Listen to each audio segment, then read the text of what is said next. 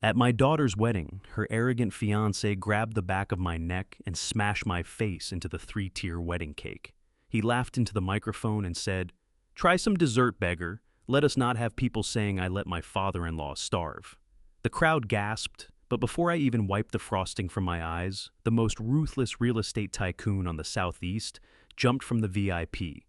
Table pointed a shaking finger at him and shouted, "Are you out of your mind? He is a billionaire." The fiancé went as pale as a ghost. What he had absolutely no way of knowing was that just 3 hours earlier, I had quietly and deliberately bought out every single dollar of his massive secret debt. I eased down through the gears of my rusted 2003 Chevy Silverado, the heavy manual transmission grinding with age. The old engine groaned out its familiar comforting note as I steered carefully along the steep, perfectly manicured, winding driveway that curled up toward a lavish Outer Banks estate.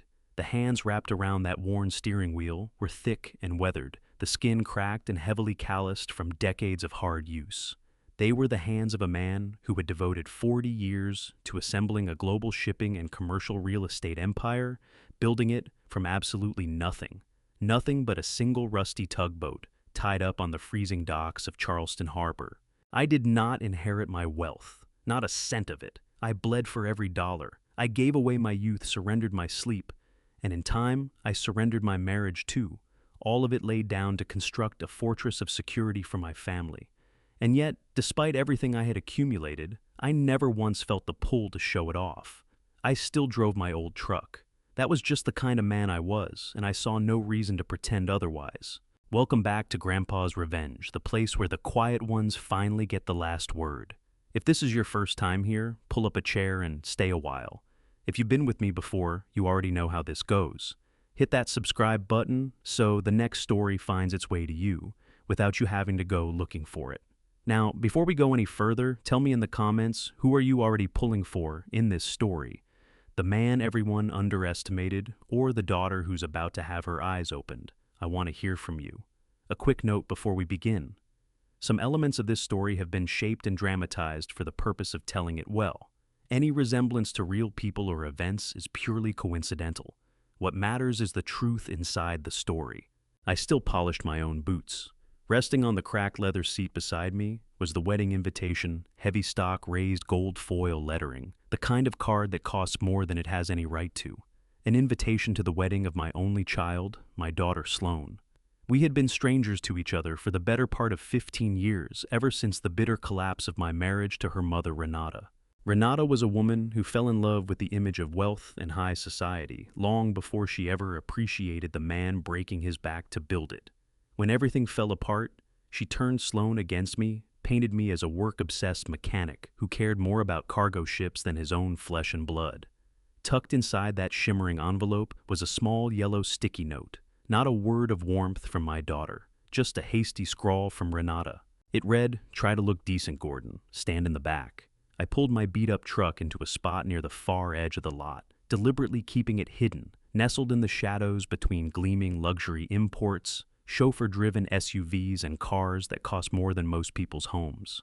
I killed the engine and let a moment of quiet settle over me. Then, I stepped out, drew a slow breath of salty ocean air, and smoothed the lapels of my suit. It was a clean, well-pressed navy suit from J.C. Penney that I had bought 15 years ago. My boots were old steel-toed work boots. I had polished them until they caught the light, but the toes were still deeply scuffed from years of walking cargo ship decks. They were comfortable. More importantly, they kept me grounded, a constant reminder of exactly who I was and where I had come from. I made my way slowly toward the grand entrance of the estate. Valet attendants in crisp white shirts darted about, flinging open doors for women in designer gowns and men strutting in tailored tuxedos. The sheer volume of wealth on display was almost suffocating. But to a man who has actually earned real money, that kind of loud, frantic flaunting always reads as a performance, nothing more. As I climbed the sweeping stone steps, a younger man moved squarely into my path. He was immaculately turned out in a custom-fitted charcoal suit that probably cost more than my first car. His hair was slicked back perfectly, his posture practically broadcasting unearned arrogance. This was Bryce Langford, the man my daughter was hours away from marrying. I had never been formally introduced to him thanks to Renata's years of carefully keeping me out of Sloane's adult life. but I recognized his face from photographs I had come across online. Bryce looked me over slowly.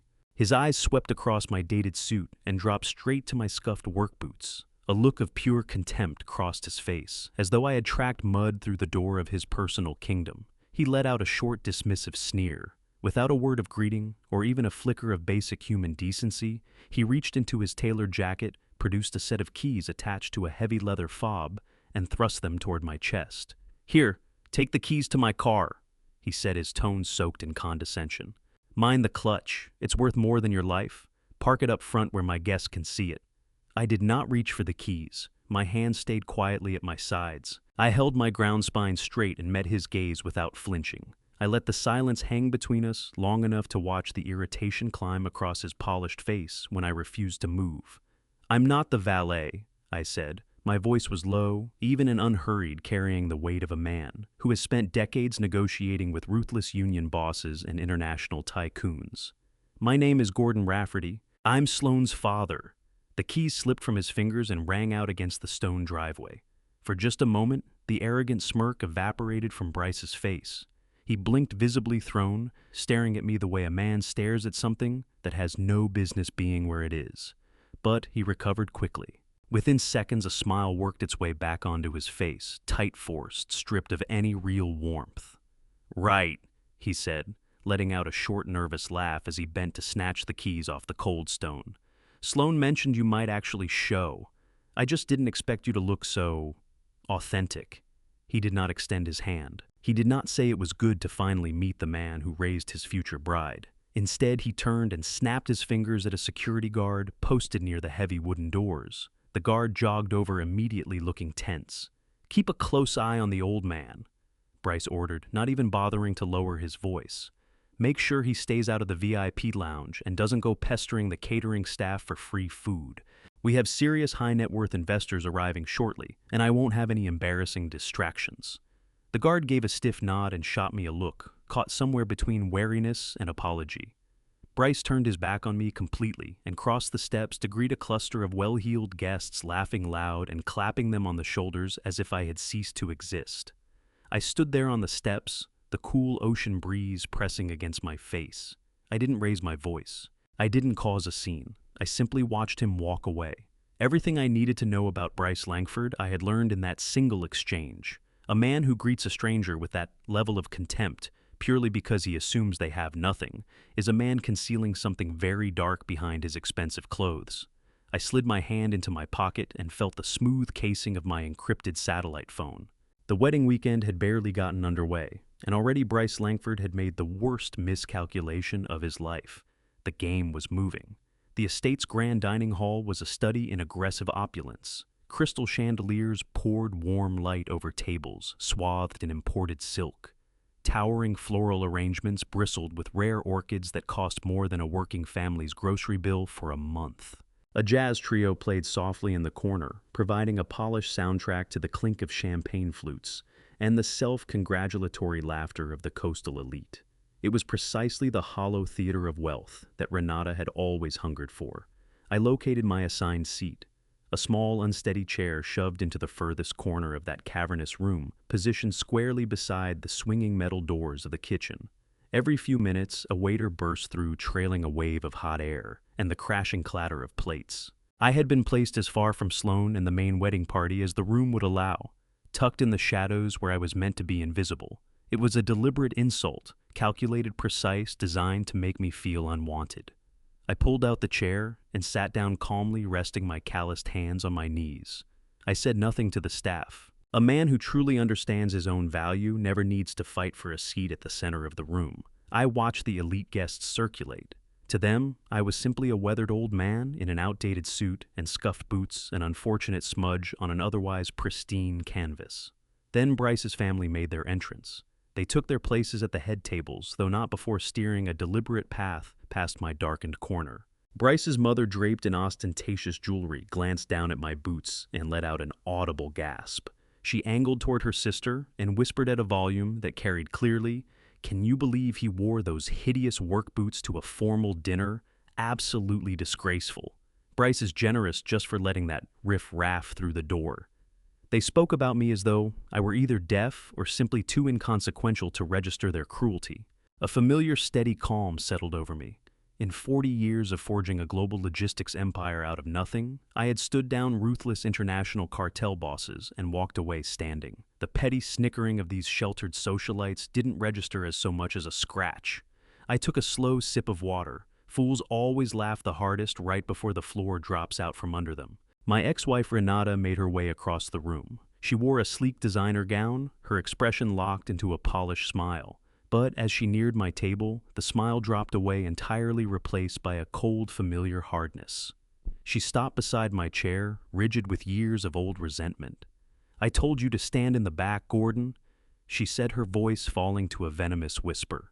"But you had to come inside and ruin the aesthetic. You look like someone who wandered in off the street. I am only here for my daughter." Before I could say a single word in reply, she reached into her expensive silver clutch and produced a crisp folded $100 bill. With a sharp, aggressive motion, she drove the bill into the breast pocket of my old J.C. Penney suit. She patted it twice, a slow, condescending tap that made my jaw go tight. "Take that," she whispered, her voice laced with venom. "Put it toward gas on your way back to wherever it is you're living these days. Leave first thing tomorrow. We don't need your poverty dragging down the wedding photos." She spun on her heel and swept back toward the bright lights of the party. She was hoping I'd make a scene, give her the excuse she needed to have me removed entirely. I didn't hand her that satisfaction. I reached calmly into my breast pocket and drew out the folded bill. I pressed the creases flat against the table. Just then, a young busboy came bursting through the swinging kitchen doors. He couldn't have been older than 19, hauling an enormous tray of dirty dishes, arms shaking under the weight of it. He looked exhausted and visible to every laughing, well-dressed guest around him. I knew that feeling in my bones. I remembered working back-to-back double shifts on the freezing docks of Charleston Harbor, hands cracked and bleeding, scraping together just enough to keep the heat on. Back then, a single bill was the line between a meal and going without. Real wealth isn't sitting in some offshore account. It lives in understanding what hard labor actually costs a man. I never let myself forget that. As the young busboy pushed past my table, I quietly slid the crisp $100 bill beneath the edge of his tray. He stopped short, looked down, and went absolutely still with shock. His eyes came up to mine, wide and full of gratitude. I gave him a small, quiet nod and pressed a finger to my lips. He mouthed a silent thank you and disappeared back through the kitchen doors. With that settled, I turned my attention to the center of the room. Bryce held court at the main table, surrounded by an eager, adoring crowd. He was putting on the performance of a lifetime, waving imperiously at the waitstaff, demanding 3 more bottles of vintage champagne at $1,000 apiece. He poured freely, laughed loud, and played the role of the untouchable billionaire hedge fund manager with practiced ease. But a man who has spent decades reading people catches things that ordinary eyes slide right past. I watched Bryce very closely. I tracked every movement, looking through the expensive armor of the performance to what lay underneath.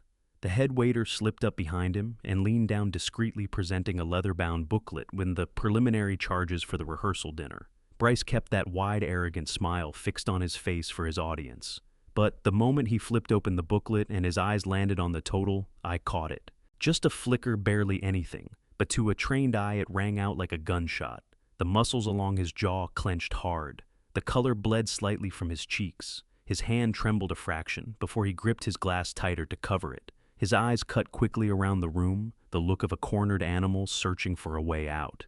He signed the receipt and shoved the booklet back at the waiter with more force than necessary, his manufactured smile snapping back into place a beat too slow. I sat back in my wobbly chair beside the kitchen doors as the noise of the party swelled around me. My gut was speaking clearly now, loud, sharp, impossible to ignore. The extravagant spending, the hollow aggression, the raw panic that flashed across his face at the sight of a dinner bill. This man was not a billionaire. He was drowning, and my only daughter was about to chain herself to his sinking hull. I waited until Bryce was pulled into the orbit of a cluster of fawning bridesmaids before I made my move.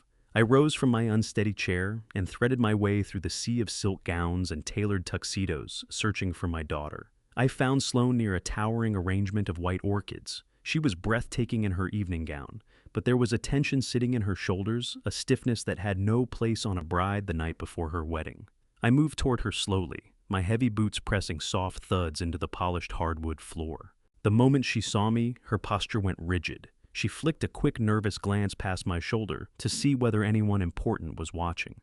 "Hi, Dad," she said, her voice falling to an anxious whisper. "You should probably stay seated. The parents are circulating."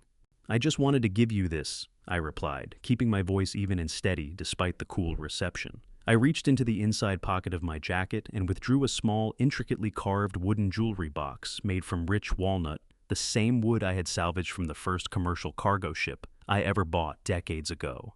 I had spent the last 3 weeks shaping and sanding it by hand in my workshop, buffing the surface until the grain glowed like polished glass. Her initials were engraved on the lid, carved the same way I used to carve her name into the little wooden blocks she played with as a child, before the divorce shattered the life we shared day to day. I held it out to her. "I made it for you to keep your new ring safe."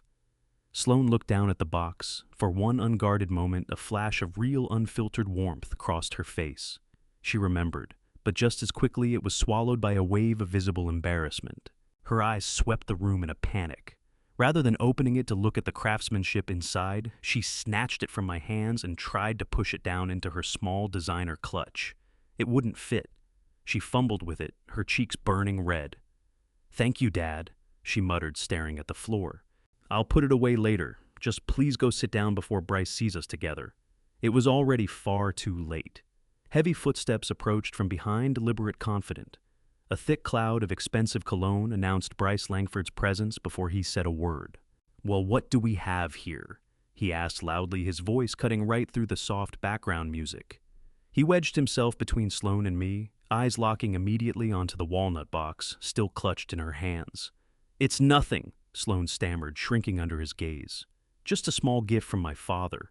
Bryce didn't ask permission. He reached out and plucked the box from her hands in one swift motion. He raised it toward the chandelier light and examined it with exaggerated, mocking attention. A slow, patronizing smile spread across his clean-shaved face. "Did you make this yourself, old man?" he asked, turning it over carelessly in his fingers. "Looks like something pulled off a table at a flea market." I kept my expression perfectly still, hands folded calmly in front of me. "I carved it from solid walnut. It's a family tradition." Bryce let out a loud, theatrical laugh, pitched to draw the eyes of every nearby guest who mattered to him. "A tradition," he repeated, shaking his head in exaggerated sympathy. "Well, Sloane and I keep different traditions now. Traditions that come in little blue boxes from Tiffany & Co. There's really no room in our new penthouse for homemade arts and crafts." Sloane looked away. She did not defend me. She didn't ask for the box back. She stood in silence, paralyzed, terrified of crossing the man she believed was her wealthy savior. Bryce flagged down a passing waiter and lifted a heavy crystal glass of dark, expensive whiskey from the tray. He took a long, deliberate sip and fixed me with a smirk loaded with contempt. Without dropping eye contact for a single instant, he set the walnut box down on a nearby cocktail table. Then, with slow and calculated disrespect, he lowered his wet, sweating glass directly onto the carved lid. "Makes a fantastic coaster, though," he said, the malice gleaming in his eye. "Thanks for the little contribution, Gordon. Now, if you'll excuse us, we have real guests to get back to." The condensation from the glass was already bleeding into the polished wood, threatening to undo every hour of work I had poured into it. Every primal instinct in my body, every ounce of authority I carried, as a man who had commanded massive boardrooms and dismantled hostile corporate takeovers, screamed at me to seize him by his custom-tailored collar and shred his counterfeit world right there on the spot. But I held back. A predator never lunges when the prey is simply feeling out the territory. I needed him to feel completely untouchable. I drew a slow, measured breath and moved to lift the heavy glass off the lid and walk away. But before my hand got there, the mood in the room shifted sharply. The disruption didn't come from me. A man shouldered his way past the elaborate floral arrangements and came marching straight toward our end of the room. He was no invited guest. He wore a cheap, heavily scuffed leather jacket over a dark, wrinkled t-shirt. His face was deeply weathered, his nose slightly crooked, and his eyes carried the flat, cold stare of a man who made his living collecting dangerous debts. He paid zero attention to the surrounding socialites and walked directly up behind Bryce.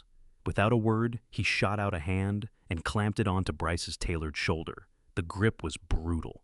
Bryce wheeled around, fast mouth already open, primed to unleash his arrogant fury on whoever had dared to touch him. But the instant his eyes found the man's face, every piece of that arrogant mask disintegrated. The color emptied out of Bryce's face, leaving him pale as bleached linen. His jaw trembled. The booming voice that had been used to humiliate me moments ago vanished entirely into thin air. He had nothing. The man shoved Bryce forward. Bryce stumbled, eyes blown wide with raw terror, as the stranger forced him into a dark, vacant hallway just behind us. I watched the door swing shut, cutting off the light. The music kept playing a soft, floating melody that felt completely disconnected from the ugly thing I had just witnessed. No one else in the room appeared to have noticed a single moment of it. The wealthy guests kept clinking their champagne flutes and laughing blissfully, unaware that the groom had just been manhandled by a thug in a leather jacket and dragged into a back hallway. I turned back to Sloane. She stood rigidly beside the floral arrangement fingers, working the fabric of her gown. Her breathing was shallow, her eyes nailed to the hardwood floor. She had seen every bit of it and was working very hard to pretend she hadn't. I moved a quiet step closer, keeping my voice low and steady so as not to spook her. I asked who that man was and what gave him the right to grab Bryce with that kind of force. Sloane arranged a bright, practiced smile before looking up at me. When her eyes finally met mine, they were guarded, shored up by years of status-obsessed conditioning her mother had carefully installed in her. She let out a short, dismissive laugh and waved a hand through the air. "Oh, that's just an upset contractor," she said, smoothly delivering the line with the polished ease of someone reciting a pre-prepared script. "Bryce manages a $50 million hedge fund, Dad. He's a very important man in the financial world. People are always coming after him for investment money, and sometimes they get a little too pushy when he turns them down." I heard her out in silence. A $50 million hedge fund manager does not get muscled into dark hallways by frustrated contractors. A man with real power and real money has a security detail, or at minimum the backbone to hold his ground in public. Bryce had buckled completely, his eyes screaming in primal terror, but Sloane desperately needed to believe the story to protect the fantasy she had built her future around. She lifted her chin, adopting that familiar posture of practiced superiority Renata had perfected. "Bryce operates at incredibly high stakes every single day."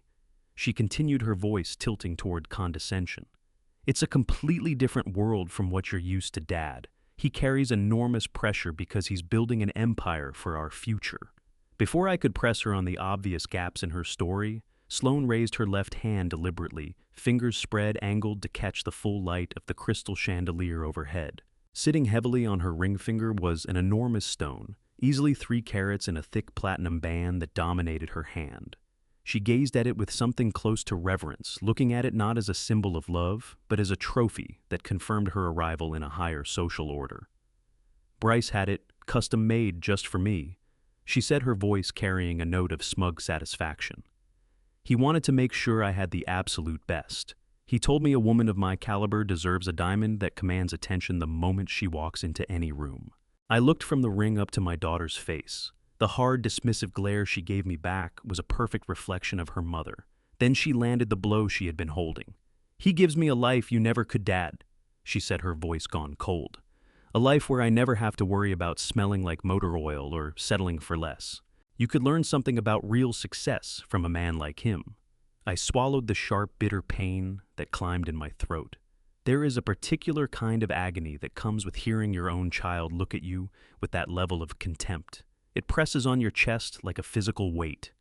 I had spent 40 years grinding through 80-hour weeks, deliberately sacrificing my own comfort to build a global shipping network from nothing so that she would never once feel the grip of real poverty. And yet here she stood, utterly convinced that my worn work boots were a mark of failure rather than the very bedrock her privileged life was built upon. I didn't raise my voice. I didn't defend my balance sheet. Instead, I turned my attention to the stone on her left hand. "May I see it?" I asked quietly, keeping my tone mild. Sloane paused, visibly caught off guard by how calmly I had absorbed her insult. She held her hand a few inches toward me, arm kept rigid. I leaned in close and examined the large stone beneath the hard light of the chandelier. Back in the late 1990s, my international shipping company had locked in a major contract hauling raw diamonds out of South Africa to the finest jewelers across the United States. For 5 years, I personally managed the logistics of those multi-million-dollar shipments. I spent long hours in secured vaults alongside master gemologists, studying exactly how to read the character of a genuine stone. I learned about the internal fire, the precise way a real diamond seizes light and bends it, throwing bursts of deep fractured color from its core. I studied Sloane's stone. It was undeniably large cut, with mathematical precision, and flawless to any ordinary eye. But as the chandelier played across its facets, my instincts caught the flaw immediately. The light refraction was wrong. Rather than the fierce living brilliance of a real diamond, the light bouncing back was flat, glassy, and dead. There was no internal fire. It was brilliantly shiny on the surface, but hollow straight through. A well-cut piece of cubic zirconia, convincing to the world, but absolutely fake. My heart dropped heavy with the weight of what I now understood. The truth arrived with the force of a freight train. My daughter wasn't simply marrying an arrogant, deeply unpleasant man. She was binding her entire life and future to a desperate, dangerous fraud. A man who boasted openly about a $50 million hedge fund, but couldn't put a genuine diamond on his bride's finger. A man who had just been physically shoved and threatened by a street-level debt collector in the middle of a well-secured Outer Banks estate. The counterfeit ring, the terror in his eyes, the aggressive performance built to paper over his mounting panic. It was all one carefully constructed house of cards held together entirely by lies, and Sloane was standing squarely at the center of it. I had to move. I released Sloane's hand gently, letting her step back into the comfort of the illusion she'd chosen. She smoothed her silk gown, gave me a guarded nod, and slipped away into the crowd of tuxedos. I stood alone beside the floral arrangements and let the truth settle over me. My only daughter was marching straight into a burning building, and she was defending the man who had lit the fire. I turned and walked back to my isolated chair by the swinging kitchen doors.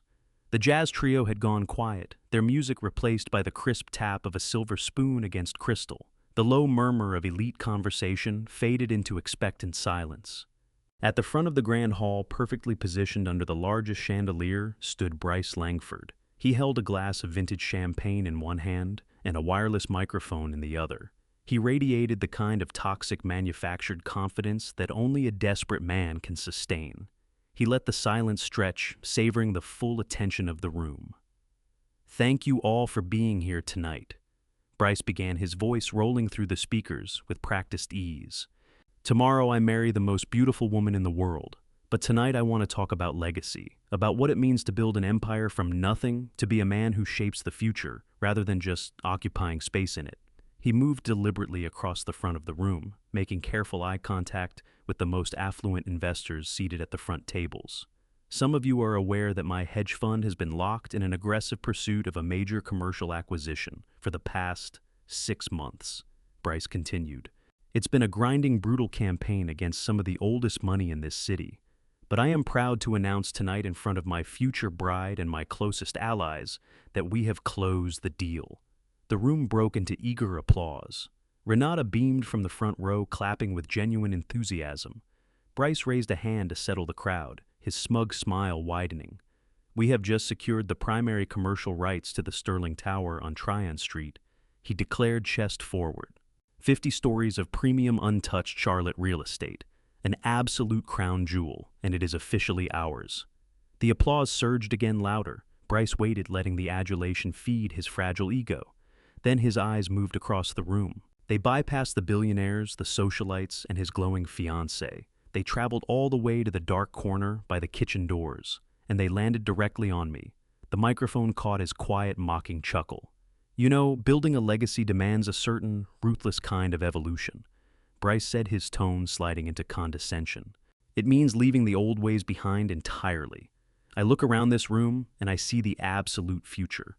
But I'm also reminded of the pathetic past. Some men—" He paused for effect, tilting his champagne flute in my direction. "Some men grind until they're 70, just to afford a rusted pickup and a cheap suit." The room went heavy with silence. "They break their backs for decades." Bryce continued, his voice loaded with vicious cruelty. "Convinced that blind grinding labor will somehow produce greatness. But real greatness isn't earned by sweating in the dirt like a common laborer. I made my first million at 25. I am acquiring Charlotte skyscrapers before I turn 35. Here's to rapid evolution and to leaving the dinosaurs right where they belong, buried in the past." He thrust his glass into the air. A handful of his groomsmen snickered loudly, turning their eyes toward my dark corner. Renata let out a short laugh and raised her crystal glass in enthusiastic agreement. The contempt in that room was thick and suffocating the full weight of elitist cruelty directed at a man they had already decided was a pitiful failure. I glanced over at Sloane. She sat staring into her lap, face-pale hands pressed tightly together. She didn't rise from her seat. She didn't defend the man who had worked freezing double shifts at the docks to cover her childhood medical bills. She simply absorbed my public humiliation as the price of entry into Bryce's imaginary kingdom. I didn't shift in my uncomfortable chair. I didn't look away, and I didn't betray a single trace of anger or embarrassment. I reached out calmly, lifted my plain glass of ice water, and took a slow, deliberate sip. The cold slid down my throat cleanly, perfectly matching the glacial chill that had just settled permanently into my veins. Bryce Langford was not a master of the financial universe. He was a reckless, deeply foolish child playing a dangerous game he had no real grasp of. I didn't need a corporate background check to know he was lying about his grand commercial acquisition. I didn't need my legal team to verify the operating status of the Sterling Tower on Tryon Street. I already knew exactly who owned that building. I purchased the Sterling Tower 12 years ago during a severe market downturn. I gutted the entire structure, poured $60 million into renovating the commercial infrastructure, and placed it inside a private, heavily protected holding trust, strictly under the umbrella of Rafferty Enterprises. I am the sole owner of the Sterling Tower. There are no outside investors. There is no hedge fund consortium in the picture, and there is absolutely no active negotiation for its commercial rights with anyone, let alone a petty fraud like Bryce Langford. Bryce had simply seized on the most impressive visible building he could name and dropped it into a speech to dazzle a room full of wealthy strangers. He had no idea that the actual billionaire owner of that exact building was sitting at the worst table in the room, wearing a 15-year-old suit and steel-toed work boots. The lie was so enormous, so effortlessly disproven by anyone with real corporate access, that it locked the last piece of the puzzle firmly into place. The scattered fragments snapped together with sudden, sharp clarity. Bryce was drowning in dangerous debt. He had a violent street-level debt collector crashing an exclusive rehearsal dinner. He had put a fake cubic zirconia on his bride's finger. And now he was publicly fabricating multi-million-dollar real estate deals to hold together a crumbling illusion of wealth. He wasn't just deceiving my daughter. He was lying to his investors, his supposed friends, and whatever criminal element he had been reckless enough to borrow from. The dominoes were already beginning to fall, and Bryce was dancing wildly at the bottom of the chain, completely oblivious to the destruction bearing down on him. He took another eager sip of his $1,000 champagne, basking blindly in the warm glow of a mighty kingdom he did not own. I set my water glass down on the table. The flare of paternal rage that had briefly risen in me went cold and quiet, replaced by the terrifying clinical focus of a corporate predator settling in to dismantle its prey. Let him drink his expensive champagne. Let him soak up his unearned applause. Let him believe he had just finished humiliating a clueless old mechanic in front of the coastal elite. Tomorrow the bill would come due, and I intended to collect every single cent. As the applause for his invented triumph finally faded, Bryce raised his hand to quiet the room once more. He reached into the inner pocket of his suit jacket and produced his sleek, expensive smartphone. He studied the blank screen with theatrical gravity, brow creased as though an urgent message had just demanded his immediate attention. He leaned close to Sloane and murmured something in her ear, then addressed his captivated audience a final time. "I'm terribly sorry to step away from the celebration," Bryce announced, projecting a carefully calibrated note of regret. "But when duty calls, a man has no choice but to answer. I have a scheduled conference call with a rather influential senator regarding some upcoming financial legislation on Wall Street. An absolute nuisance at this hour, I know, but these figures don't recognize weekends. Please enjoy the caviar, keep the champagne flowing, and I'll be back shortly." The guests murmured in impressed admiration, visibly taken in by his supposed political reach. Renata nodded approvingly from her seat, eyes lit with the gleam of greed as she studied her future son-in-law. Bryce gave Sloane a quick practiced kiss on the cheek, straightened his tie, and headed for the doors. But I caught something the room full of admiring socialites missed entirely. The moment Bryce turned his back to the crowd and moved toward the heavy glass doors leading out to the garden, his broad shoulders dropped, Every trace of the arrogant, commanding swagger drained away with each step he took from the light. His breathing went shallow, and the hands swinging at his sides had balled into tight fists. A man stepping out to take a friendly call from a political contact walks with his chin up. A man marching toward his own execution walks exactly the way Bryce Langford was walking right now. I gave it a full 30 seconds before I pushed back from the table on my unsteady chair. Not one person glanced at the old mechanic, slipping out through the swinging kitchen doors. The kitchen staff was far too consumed with plating the next course to notice me threading through the narrow service corridor that opened directly onto the estate's back gardens. The night air bit crisp, carrying the sharp, salty tang of the Atlantic. The sprawling grounds were a maze of precision-trimmed hedges, marble statues, and softly gurgling stone fountains, all washed in the warm glow of ambient landscape lighting. A genuinely beautiful, tranquil scene. But on this particular night, it felt like a hunting ground. I stepped carefully onto the cobblestone path, the thick rubber soles of my old steel-toed work boots swallowing the sound of every footfall. I moved at a deliberate crawl, hugging the deep shadows thrown by the towering oaks overhead. The search didn't take long.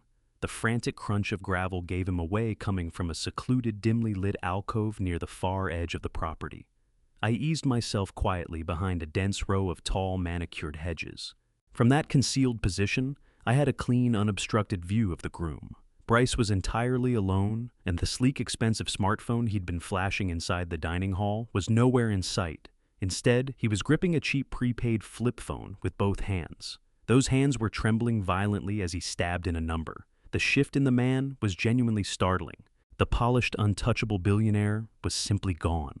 What stood in his place was a terrified, cornered child.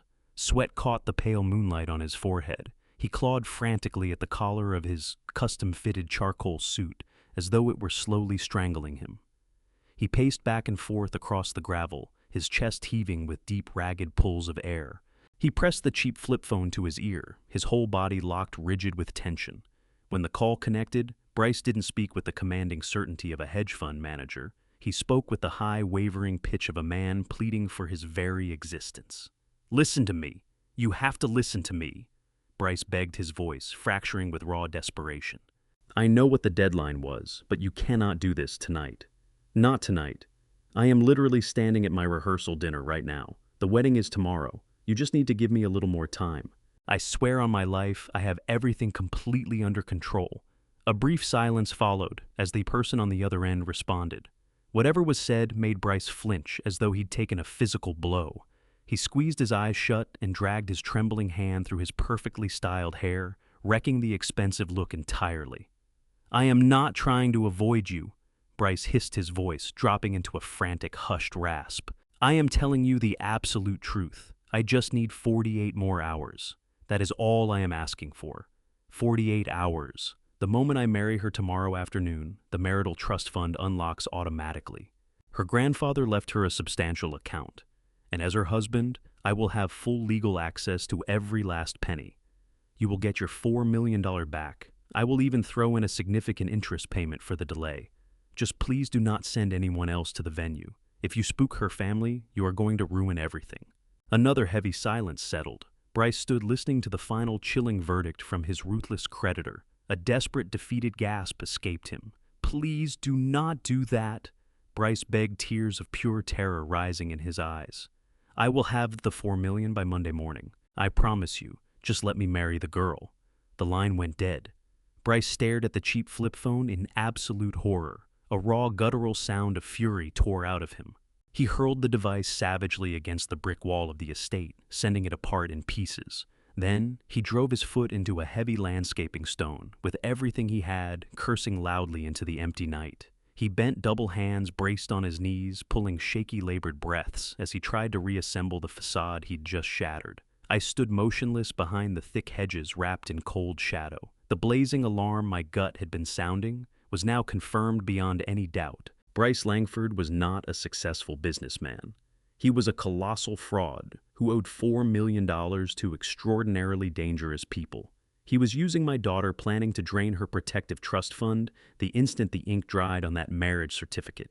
He saw Sloan as nothing more than a convenient, wealthy sacrifice to save his own miserable life. I quietly turned from the alcove and walked back toward the kitchen doors. I had heard enough. The season for gathering quiet clues was finished. It was time to set a secret plan in motion, one built entirely around protecting my only daughter. I would burn his counterfeit empire to ash and make certain he never posed a threat to my family again. The ruthless predator in me was now completely awake.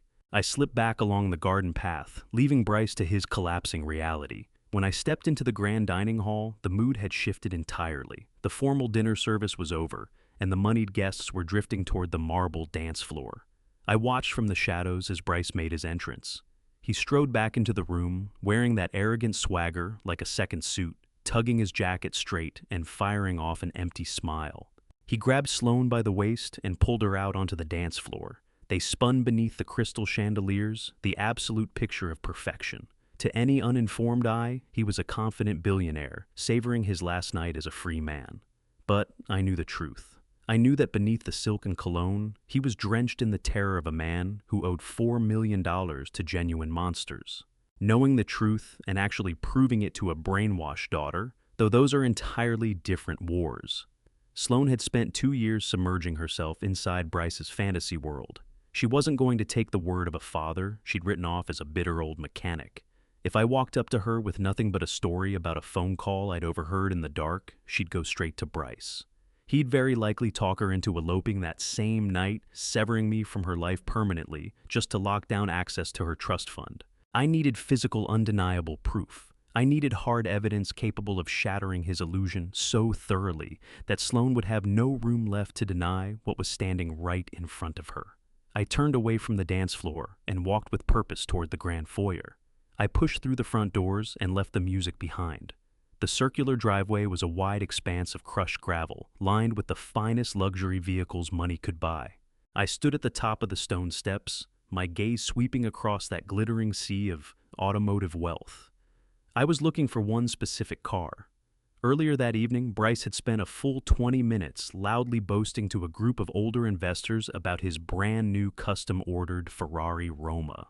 Every single word out of his mouth was a carefully crafted lie designed to dazzle the wealthy guests around him. He'd described it as an impulse, buy a small reward for closing the Charlotte commercial acquisition. I picked out the sleek obsidian black Ferrari Roma, sitting prominently near the head of the VIP line. I descended the stone steps and moved toward the valet podium. A young attendant came forward immediately. I reached into my pocket and produced another crisp $100 bill. I folded it once and slid it across the wooden counter. I told the young man that my future son-in-law had accidentally left a critical wedding document locked inside his car, and that I needed 5 minutes alone with the vehicle to retrieve it. The valet looked at the money, then at my steady, unyielding face. He quietly pocketed the bill, placed the electronic key fob in my hand without a single word, and turned away to attend to another guest. I crossed the lot to the obsidian Ferrari and pressed the unlock button. The headlights flashed sharply in the dark. I pulled the heavy door open and leaned inside. To anyone passing by, it was the ultimate symbol of financial mastery. But I had spent my entire life around engines and logistics. I know how to look past a shiny surface. I settled into the low driver's seat and popped the glove box open. A man who genuinely owns a high-performance machine keeps meticulous records, registration, insurance documents, service warranties all neatly filed. This glove box was nearly empty, holding just a single brightly colored manila folder. I pulled it free and clicked on the overhead dome light. I opened the cover and started reading the documents inside. The logo printed at the top of the page belonged to no exclusive dealership or premium leasing agency. It was the mark of a notoriously shady exotic car rental outfit operating on the outskirts of the city. I scanned the rental agreement carefully. Bryce Langford had not purchased this car. He hadn't even leased it. He had rented it strictly by the hour. The contract spelled out a 24-hour rental window opening yesterday afternoon and closing tomorrow morning right before the wedding ceremony. He had paid an exorbitant, highly predatory rate just to have the car positioned in the valet lot for a single evening, all to prop up his fragile illusion of wealth. I folded the agreement and tucked it into the inner pocket of my suit jacket. But something in my gut said there was more waiting to be found. A man this deep in desperation always leaves a chaotic trail of errors behind him. I went through the rest of the cabin, Leaning over to check the passenger side floorboard, my hand grazed a crumpled, heavily creased sheet of bright yellow paper stuffed carelessly beneath the seat. I worked it free and pressed the sharp creases flat against my knee. I held it up under the overhead light. It was a formal legal document bearing the official seal of the City Housing Court. The bold black heading read, "Final Notice of Eviction." I read through the details below. The document was addressed directly to Bryce Langford. It listed a small, exceedingly modest apartment in a deeply undesirable neighborhood, miles removed from the affluent financial district he claimed to reign over. According to the court order, Bryce was more than 6 months behind on his basic rent. The landlord had already secured a legal judgment against him, and the city marshals were scheduled to forcibly remove his belongings and lock him out of the property by next Tuesday. I settled back into the leather seat as the full magnitude of his deception broke over me like a cold wave. Bryce wasn't just broke, he was entirely destitute. The self-proclaimed billionaire hedge fund manager, the man who'd sneered at my boots, the man who boasted about buying skyscrapers in Charlotte, was literally days from being out on the street. The expensive suit was in all likelihood rented. The champagne was being run up on a fraudulent tab he had zero intention of settling. And his entire survival, his desperate scheme to pay off violent creditors and keep a roof over his head, depended wholly on tricking my daughter into signing a marriage certificate tomorrow afternoon. I folded the yellow eviction notice with care and slid it in beside the rental agreement in my breast pocket. I switched off the dome, climbed out of the rented Ferrari, and locked the door behind me. I returned to the valet podium, handed the key fob back to the young attendant, and gave him a quiet nod of thanks. The night air felt suddenly electric. The crushing weight of uncertainty had lifted entirely, replaced by the cold, methodical clarity of a father who had decided on war. Tomorrow, the grand illusion would come apart in front of everyone, and I would be the one swinging the hammer. I made my way back up the wide stone steps of the estate. The cool night air had sharpened my thinking. Each step felt deliberate, planted. Inside the main hall, the party had climbed to a fever pitch. The heavy beat of modern dance music pulsed through the thick wooden doors. I bypassed the crowded ballroom entirely. I had no interest in watching these oblivious socialites fawn over a false idol. Instead, I moved through a quiet, softly lit corridor in the direction of the men's restroom. The heavy mahogany door was sitting slightly ajar. The moment I pushed it open, the thumping bass dropped away, swapped out for the harsh, reverberating sound of ragged, panicked breathing. I stepped inside, without a sound, letting the door ease shut at my back. The restroom was a lavish arrangement of marble and brass sharp, with the scent of citrus hand soap and Bryce Langford's overpowering designer cologne. Bryce stood alone at the far end of the long vanity counter. He had stripped off his tuxedo jacket and flung it carelessly across the spotless floor. His silk tie was wrenched loose and hung crooked around his neck. He was bent heavily over the polished marble sink, gripping the brass edges so hard his knuckles had gone white.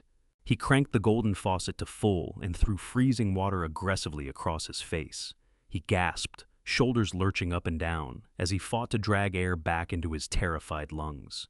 He was deep in the grip of a full-blown panic attack. The carefully assembled armor of the untouchable billionaire had dissolved, leaving nothing behind but a cornered animal. I stayed motionless near the entrance, watching him with clinical detachment. He muttered fractured, desperate curses, staring wildly at his dripping reflection in the wide vanity mirror. For a long stretch, Bryce had no idea I was there. He kept hyperventilating, throwing cold water onto his pale face, trying to shock himself back into some version of composure. Then, reaching up for a hand towel, his darting eyes swept across the mirror and landed on my reflection, standing directly behind him. The change was instantaneous and pitiful. The naked terror drained from his face in a single second, replaced by a sudden surge of manufactured fury. It was the overblown aggression of a weak man who has just realized he's been seen. He wheeled around, water dripping from his chin onto the collar of his dress shirt, his chest-inflated eyes narrowing to a hard, vicious glare. He came at me in 2 quick steps, dress shoes skidding slightly on the slick marble floor. "What are you doing sneaking around in here, you creepy old mechanic?" Bryce spat, his voice trembling beneath the bluster. "Are you stalking me now?" I kept my hands loose at my sides, my posture easy. "I am simply using the restroom, Bryce," I answered calmly, my voice stripped of any emotion. "You look like you are struggling. Do you need me to call a doctor?" That plain, measured observation snapped whatever thin restraint he still had. The humiliation of being caught in that pathetic state by a man he regarded as beneath him pushed him clean over the edge. Bryce surged forward on a sudden burst of unearned arrogance. He seized my lapels with his wet hands and shoved me sharply backward. My lower back caught the edge of the marble vanity with a dull, heavy thud. I did not flinch. I did not raise my hands. I stood there like a wall of solid brick, absorbing the frantic force of a frightened boy without moving an inch. Bryce pressed in close, his face just inches from mine. He smelled of expensive whiskey, stale fear, and cold sweat. "Listen to me very closely, you pathetic old man," Bryce hissed, spittle flying as he grasped for authority. "I have been generous letting you sit in that dining hall tonight. I have put up with your miserable presence because Sloane begged me to be civil. But this is my world. You do not belong here. You are nothing but a dirty mechanic who failed his family. I want you out of my way tomorrow. You sit in the back row. You keep your mouth shut. And you do not embarrass my beautiful bride with your disgusting poverty. If you ruin my perfect wedding, I will personally dismantle whatever small life you have left. Do you understand me?"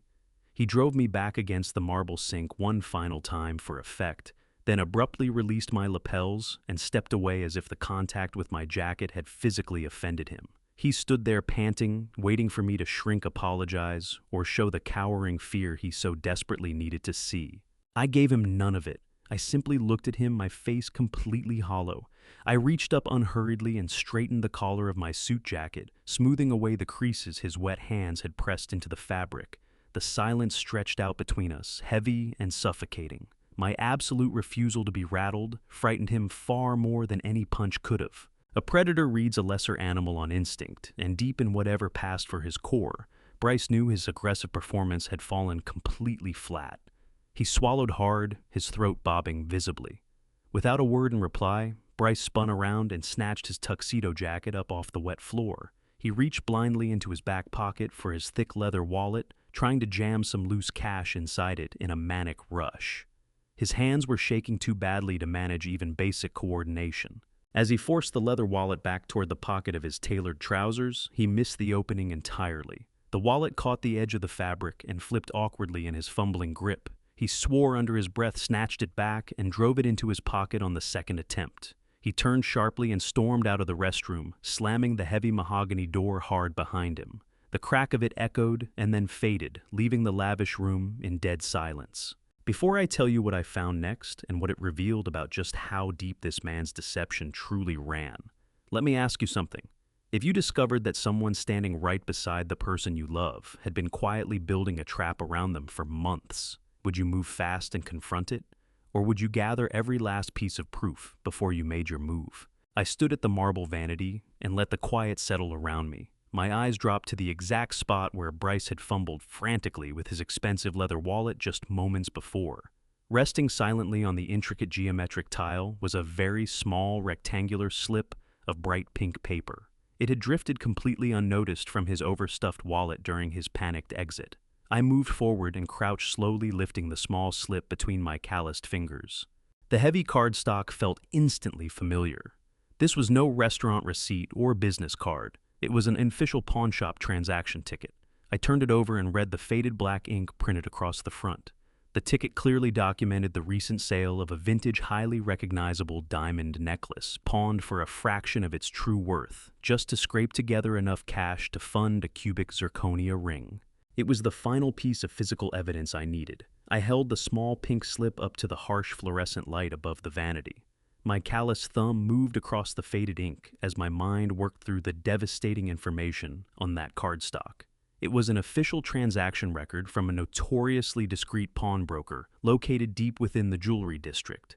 The date stamped in the upper right corner was exactly 3 months ago. That was the very same week Bryce had formally asked for my daughter's hand in marriage. I studied the detailed item description, feeling a cold knot tighten in my stomach.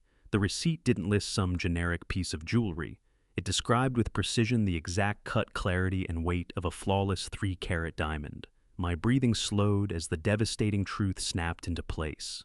Bryce had not acquired a custom ring to lavish my daughter with luxury. He had taken the antique family heirloom ring that Sloane's late grandmother had entrusted to him for the proposal. He had ruthlessly pried the priceless, flawless, generational diamond straight out of its antique platinum setting. He sold her family's precious legacy for quick cash to rescue his own truly miserable life. Then, to cover his tracks, he had a cheap cubic zirconia mounted into her grandmother's original setting. He presented it to Sloane as a grand custom upgrade, preying entirely on her manufactured hunger for high society validation. She wore the fake stone, proudly completely unaware that the real diamond, the very symbol of her family history, had been handed off to a stranger for cash. I read the final payout figure printed boldly at the bottom of the pink slip. It was a substantial sum of liquid cash, more than enough to cover large, extremely urgent personal expenses without hesitation.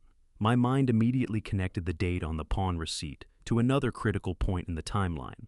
3 months ago was the exact same week Renata had proudly crowed about Bryce securing this magnificent, highly exclusive coastal estate for the wedding weekend. She had boasted to anyone willing to listen that Bryce had graciously paid the astronomical venue deposit entirely up front in cash. The puzzle was now fully solved. He had not used hedge fund profits to underwrite this lavish rehearsal dinner. He had used the stolen proceeds from Sloane's own family inheritance to temporarily bankroll his pathetic grand illusion.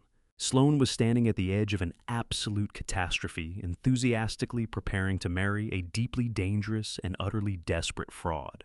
The man she believed was a billionaire was in reality a penniless con artist, actively running from violent criminals. He was using her to survive, planning to drain her grandfather's massive trust fund the instant the wedding was legally sealed tomorrow. I folded the pink slip precisely in half and slid it into my breast pocket alongside the rented Ferrari documents and the legal eviction notice. I now held the complete, irrefutable blueprint of his entire deception. The overwhelming urge to march straight onto the dance floor and drag him out publicly by his rented lapels surged hot through my veins. Every paternal instinct screamed at me to grab my daughter, hold that pink slip up for the whole crowd to see, and tear his fake kingdom apart on the spot. But I forced my racing pulse to slow. I closed my eyes and drew a long, steadying breath in the stillness of that marble restroom. Acting on raw emotion is how impulsive men lose wars. A true apex predator understands the critical value of perfect timing, undeniable leverage, and overwhelming force. If I simply walked out there and told Sloane the truth right now, she would never believe me. Renata's toxic materialism had worked on her for years, leaving deep grooves. To Sloane, I was nothing more than the bitter, broke father who lived in a dusty trailer park, desperately trying to sabotage her glorious ascent into high society. She would look at the pawn receipt, and Bryce would spin another smooth, plausible lie without breaking a sweat. He would frame it as a complex investment strategy or a short-term business arrangement, and she would swallow every word whole just to protect her fantasy. A single piece of paper was not enough to break the deep spell he had cast over her. I needed to corner him so completely and so publicly that no amount of smooth talking could pull him free. I needed to let him construct his glorious pedestal as high as it would go, so that the fall would shatter his facade beyond any repair. The tension in my jaw finally let go as my strategy took clear shape. I could not fight this battle dressed as the forgotten mechanic. I needed to bring the full, terrifying weight of my actual financial empire down on top of him. I moved out of the quiet restroom and walked directly through the vibrant, laughing crowd of wealthy guests without a word to anyone. I did not stop to look at Sloane, who was still spinning blissfully on the polished marble dance floor in the arms of a complete monster. I did not acknowledge Renata, who was aggressively flagging down a passing waiter with her empty champagne flute. I simply pressed through the heavy front doors and walked out into the cool, dark night. I went to the valet, asked for my old battered pickup truck, and waited patiently in the damp, refreshing coastal breeze. When the young attendant pulled my truck around, he gave me a look of mild, sympathetic pity, completely unaware that he was handing the keys to a man who could purchase this entire estate with a single phone call. I climbed into the worn driver's seat, turned the key, and listened to the familiar, comforting roar of the engine. I eased slowly out of the circular gravel driveway, leaving the bright, hollow mansion behind me. The drive back to my modest rented motel room on the edge of town was silent, deeply purposeful, and completely focused. Once safely inside my quiet room, I pulled my encrypted satellite phone from my duffel bag. This was the dedicated line I reserved for coordinating high-level global logistics and major corporate acquisitions. I dialed the private number of my chief legal counsel, a brilliant, absolutely ruthless attorney named Dorian. He picked up on the second ring, fully accustomed to my late-night operational calls. I instructed him to immediately acquire the entire commercial debt portfolio of Bryce Langford. Every loan, every outstanding marker, every legal obligation Bryce had ever signed, I wanted it all transferred into my name. Dorian asked no unnecessary questions. He simply confirmed that my directive would be executed flawlessly before the sun rose over the eastern seaboard. I ended the call and set the phone on the bedside table. I reached into my pocket and withdrew the pawn receipt, the rental agreement, and the eviction notice. I laid all three side by side on the cheap mattress. Tomorrow, Sloane would walk down the aisle, expecting a fairy tale. What I was going to deliver instead was a devastating, unstoppable hurricane of undeniable truth. Bryce Langford was about to lose everything. The cheap motel walls were paper-thin, vibrating slightly lightly with the heavy rumble of a passing semi-truck on the nearby highway. I stared at the 3 pieces of paper spread across the faded bedspread, the pawn receipt, the rental agreement, and the eviction notice. Dorian was already moving through the legitimate financial markets, acquiring whatever visible commercial debt Bryce had foolishly accumulated. But the frantic, panicked phone call I had witnessed in the garden demanded an entirely different approach. Commercial banks do not dispatch men in cheap leather jackets to physically threaten clients at formal wedding rehearsals. That variety of aggressive intimidation belonged exclusively to the violent shadow economy. I needed absolute security for this next phase. I picked up my keys, stepped out of the dingy room, and walked back to my rusted 2003 Chevy Silverado, parked beneath a flickering amber street lamp. The coastal air was thick with salt and damp fog. I climbed into the familiar driver's seat and firmly locked the heavy metal doors, sealing myself inside the quiet, insulated cabin. I reached down beneath the worn floor mats and released a hidden, reinforced steel compartment. I pulled out my primary encrypted satellite phone. This device was completely untraceable, entirely off the public grid, and reserved exclusively for the most critical high-stakes operations of my global empire. The number I punched in was heavily encrypted, routed through multiple international relays. The connection snapped open almost the instant I finished dialing. Dorian wasn't the man I needed this time. This call was for Stellan. Stellan occupied a different category entirely, the ruthlessly precise lead counsel and chief security fixer, who operated through the deepest, most aggressive channels of Rafferty Enterprises. Corporate deals and press strategy were beneath his scope. Stellan lived and worked inside the brutal architecture of international leverage. He picked up on the first ring his voice, the kind of low, unhurried gravel that doesn't need to announce itself. "Stellan," I said, every syllable measured, stripped of warmth. "A man named Bryce Langford. I need a level 1 dig, but not through any public-facing financial channel. Go straight to the underground lending networks across the tri-state area." "Already moving," Stellan answered, smooth as a blade drawn slowly from a sheath. "What's the specific target?" "There's a $4 million marker sitting on him in the shadow market," I told him. "Monday morning deadline, and whoever holds the paper is already pushing physical collectors into public spaces to lean on him. I want ownership of that debt, Stellan. Find the criminal outfit carrying it. Acquire it through our untraceable dummy structures. Nothing that can be traced back. Whatever they're asking, pay double offshore, clean, untouchable. When the sun comes up tomorrow, I want to be the one man on earth who owns Bryce Langford completely. The connections will be made before this hour is out." "Sir," Stellan said, not a syllable of doubt anywhere in his voice. "Legal transfer into your primary blind trust will be wrapped up before any commercial bank even unlocks its front door." The call ended.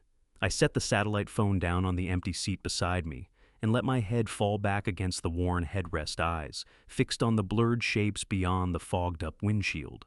The parking lot's single stuttering street lamp threw strange stretched shadows across the pavement below.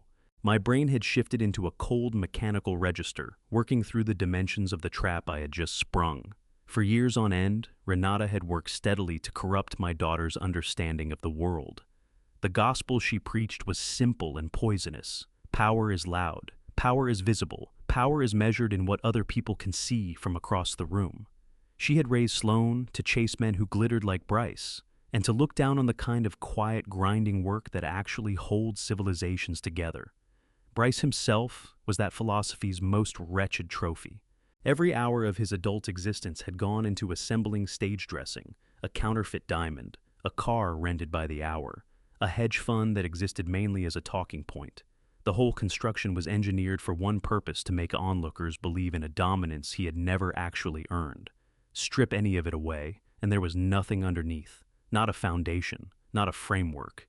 Just sand, and the sand was already washing out from under him. This is the thing about real power that men like Bryce will never grasp. It doesn't raise its voice at dinner tables. It doesn't need to grind a man's dignity into the floor just to feel tall. Real power is the thing I was doing right then, parked in a rusted truck at the edge of a motel lot at 3 in the morning, making one untraceable phone call that reaches into a man's life and closes around everything he has left. No audience, no applause, just the outcome. I shut my eyes and worked my breathing down to something slow and even. The anger hadn't left. It was still running hot deep in my chest, a furnace that never goes fully cold. But it was mine, under lock and key. This wasn't about settling a score or satisfying some private need for revenge. What I was doing was clinical, precise. A father removing a threat before it could hollow out his daughter's life entirely. Sloane was going to despise me for this. She'd want to scream at me, probably cry, possibly tell me she never wanted to see my face again. None of that changed anything. A father who only acts when it costs him nothing isn't protecting anyone. He's just waiting for the crisis to pass. The genuine article takes the hit because the alternative is watching his child get destroyed. The hours didn't so much pass as accumulate thick and slow inside that cold and silent cab. Eventually, the heavy coastal fog thinned at its edges, and a gray wash of pre-dawn light began seeping up through the eastern sky. Then my satellite phone jumped against the seat, a sudden vibration that cut through the stillness like a knock on a door. I had it to my ear before the second pulse. "It's done officially and completely," Stellan said, his voice carrying the clean, flat professionalism of a man who has never once failed to deliver. The syndicate holding the $4 million marker moved very quickly. They had already written Langford off as a flight risk they couldn't control. We ran exactly $8 million through the secondary offshore shell. Every piece of it, the digital marker, whatever physical blackmail material they were sitting on, has been transferred into your exclusive possession, clean and permanent. "Did anyone press for information about who was buying?" I asked, watching the early sun begin to catch the oxidized hood of my old truck. "Not a single question," Stellan said. They were too busy celebrating. From their perspective, a toxic liability just magically paid out at double value overnight. "As of this morning, Bryce Langford owes you $4 million personally callable the moment you choose to demand it. The leverage is total." "Good work, Stellan," I said, keeping it quiet. "Hold close this afternoon. There'll be more." I killed the call. The phone went back into the hidden floor compartment. What I had needed, the kind of power that doesn't ask nicely, was now fully in hand. I got out of the truck and covered the short distance back to my motel room on foot. The wedding needed preparing for. My clean, well-pressed navy suit from J.C. Penney that I had bought 15 years ago went onto the chair. My old steel-toed work boots got a careful polish. The pawn receipt, the rental agreement, the eviction notice, the digital debt confirmation, I arranged them deliberately, folded each one, and set the stack aside. Thin light was starting to push through the salt haze curtains by the time I stood at the cracked bathroom mirror and worked my way down the jacket buttons. The suit sat rigid against my frame, a far cry from the custom Italian wool I wore when I was being myself, rather than playing a role. The boots went on. Then I slid the entire stack of evidence into my inner breast pocket. Pawn receipt, rental agreement, eviction notice, and the digital record of Bryce Langford's criminal debt, and felt the weight of them settle against my chest like a holstered weapon. My rusted 2003 Chevy Silverado rolled through the coast road and onto the estate grounds. The place was already churning with pre-ceremony chaos. Teams of florists were wrestling enormous arrangements of white roses into position. Catering crews hollered at each other across the outdoor tent setup. I left the truck near the service entrance and stayed well clear of the main flow of activity. Invisibility was the plan. The moment had not arrived yet. I hadn't been posted near the side doors for even 10 minutes when Renata found me. She was cutting a purposeful line across the manicured lawn, expensive clipboard in a hand, sharp orders firing into a silver earpiece, wearing the expression of a woman determined to hold her carefully constructed world together by sheer force of personality. The second her eyes landed on me, all of that frantic organizational energy redirected itself into something uglier and more personal. She closed the call and came straight at me. "Gordon, what exactly are you contributing standing there like some kind of lost stray?" She said, the condescension coming off her in waves. "The delivery truck is at the back gate right now, with the reception ice. The caterers have the nerve to want an extra $200 for unloading it, which we are absolutely not paying when we're already pouring money into this venue. Get yourself down to that loading dock and move those 60 bags of ice. Do something worth doing for once." I studied her face. A man with controlling interest in global shipping infrastructure does not haul ice to save $200 in catering fees. But a man who has built a trap this carefully does not break character 3 hours before it closes. No argument left my mouth. No defense of myself either. I dipped my head, nodded once, and made my way toward the gravel loading area behind the estate. Renata and Bryce needed to feel completely unthreatened, certain down to their bones that I was exactly what they'd always decided I was. The refrigerated truck sat rumbling near the rear gate, its back doors spread open to show pallets of bagged commercial ice stacked to the ceiling of the cargo bay. Each bag weighed 40 lb. I pushed my jacket sleeves up past my forearms, reached into the frozen interior, took hold of the first bag, and hauled it onto my shoulder. The cold punched through the fabric and reached the skin almost instantly. Then came the long walk across the grounds toward the reception tents. My 70-year-old muscles burned and protested under the shifting load with every step. I didn't fight it. I breathed into it, found the old cadence, the same rhythm I'd first worn into my body on the freezing docks of Charleston Harbor all those decades ago. By the time I was crossing the courtyard with the fourth bag balanced on my shoulder, a wave of loud, self-satisfied laughter broke from somewhere up on the stone patio overhead. Bryce Langford had come out through the main house doors, flanked by 5 groomsmen in a tight formation. Every one of them wore a matching custom-tailored suit and held a crystal glass of expensive morning mimosas. From their elevated position on the balcony, they peered down at me the way old money aristocrats look at hired help. Bryce leveled a manicured finger in my direction. A cruel and theatrical grin spread wide across his freshly shaved jaw. "Would you look at that pitiful sight, gentlemen?" He made sure his voice carried easily down to where I stood. He draped himself over the ornate stone railing, shaking his head with exaggerated sympathy. "I told you we had our very own personal pack mule for the weekend." The groomsmen dissolved into ugly braying laughter. One of them, a tall figure with slicked back hair, hoisted his glass in a mocking toast. "Move it along, old man," he crowed. "That expensive champagne won't chill itself. Pick up the pace before you throw out your hip." I kept walking at exactly the same speed. My eyes never traveled up to the balcony. Head down, shoulders bent under the load, I played the broken, defeated old father with complete and total conviction. I let the meltwater run cold down the back of my neck and soak into my collar. Bag 5, bag 10, bag 20. My shoulders burned and the frost worked its way through my calloused palms until my fingers went half numb. The pain was real. It simply did not matter, not against the sharp, blazing clarity roaring inside my skull. Each time those men laughed. Each time Bryce barked another humiliating line from his comfortable perch up above. I felt it a distinct rhythmic pulse against my thigh from inside my trouser pocket. Stellan was running real-time tactical updates from the Rafferty Enterprises war room straight to my encrypted phone. Every silent buzz was another lethal blow, landing squarely on Bryce's counterfeit empire. Buzz. Our dummy corporations had filed the formal transfer of his $4 million criminal debt, completed and binding.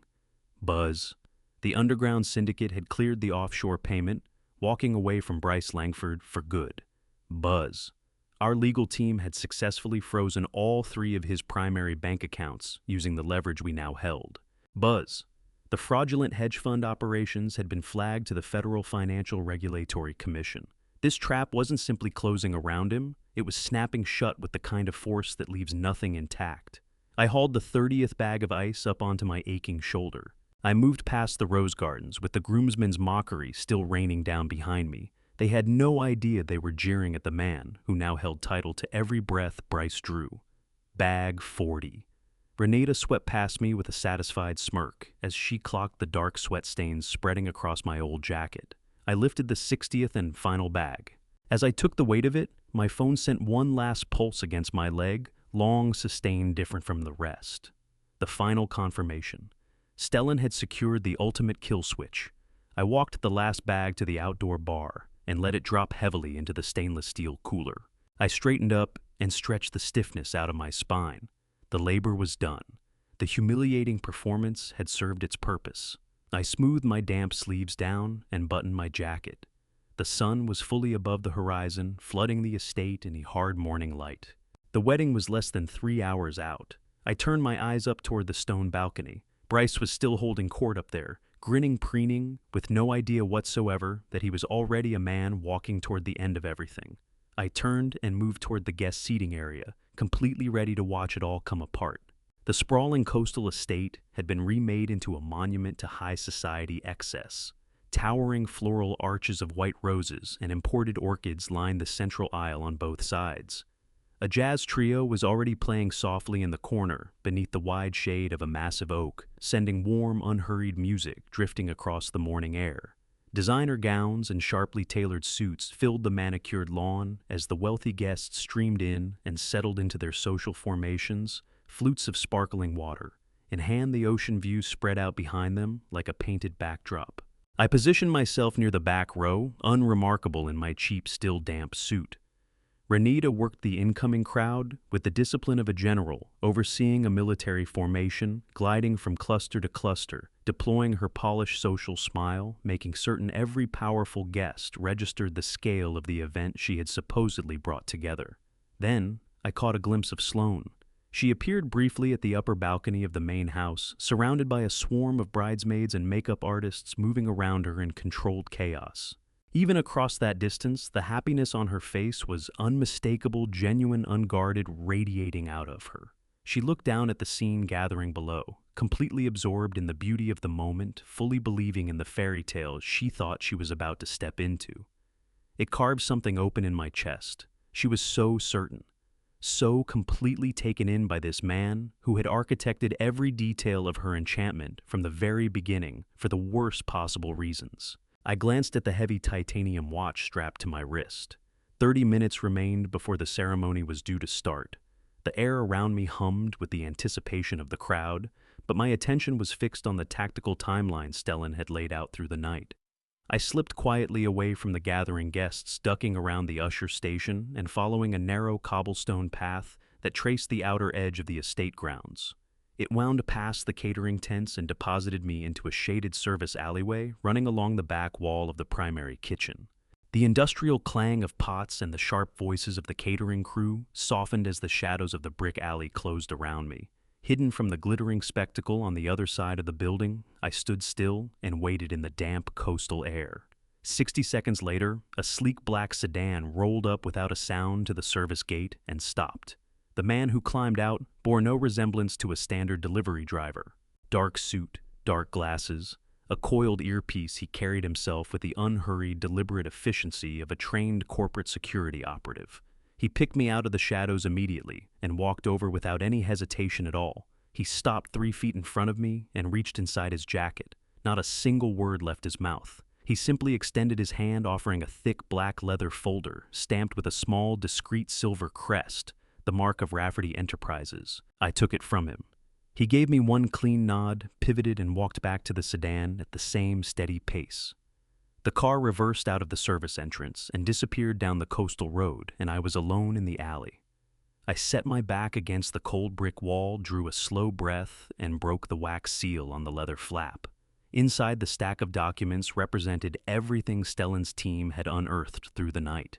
I had anticipated the standard criminal playbook: predatory loan terms, crushing interest, explicit threats of bodily harm. What I found when I pushed past the opening financial summaries and reached the core agreements stopped my blood cold. Bryce Langford had not simply borrowed $4 million to keep his charade funded. He had not merely staked his own name against a dangerous marker with a violent cartel. He had gone much further than that. He had deliberately, maliciously committed high-level identity theft. The bold print on the central collateral agreement stared back at me, her full legal name, beneath it her exact social security number, and the sensitive routing details tied directly to her generational marital trust fund. Bryce had forged her signature on the criminal syndicate's primary collateral documents. He had placed my daughter's name, without her knowledge, without her consent, as the sole financial guarantor for his entire illegal debt. If Bryce failed to produce the $4 million, the syndicate wasn't coming for him. Those forged documents gave them full legal authorization to drain her trust fund to the last cent. He had offered her up as a human shield between himself and the consequences of everything he'd done. The calculated sociopathy of it was staggering to absorb. 2 years of manufactured affection, counterfeit diamonds, and borrowed luxury cars, all of it engineered with one purpose: getting close enough to steal her financial identity and use her inheritance as collateral for his crimes. A cold, absolute fury settled into me, like concrete hardening in my bones. The watching phase was finished. I drew my encrypted satellite phone from my pocket and hit the private number. He answered before the second ring had fully sounded. "Stellan," I said, my voice dropping to something very quiet and very dangerous. The black folder was in my possession. I had read every word of the collateral agreement. His forgery of her signature was right there in ink. Her entire identity had been weaponized to back the marker. I saw it as well. Sir Stellan replied, his voice calm and measured. "What he pulled off is brazen fraud at a level that is almost impressive. We've got a complete digital footprint showing he broke into her private financial records exactly 3 days before he walked away with that illegal loan. There is no escape route left. Move on the purchase now." I barked the order, my gaze cutting across the crowded courtyard, visible just past the alley entrance. "Pull every last dollar from the offshore accounts and send it. Cost is irrelevant. Acquire the debt. Make it happen. I want ironclad total control of everything connected to this situation." "The wire is already moving," Sir Stellan confirmed. "The cartel has walked away from all claims. Every dollar of debt belonging to Bryce Langford, every crooked contract, every obligation against his future now belongs to you alone. He is yours." I killed the call and tucked the phone away. That thick folder sat in my grip, like a weapon cocked and ready to fire. The whole rotten scheme Bryce had constructed was finally caving in on itself. I emerged from the shadowed alley and stepped back into the afternoon glare. Sloane's wedding was waiting, and it was time to walk into it.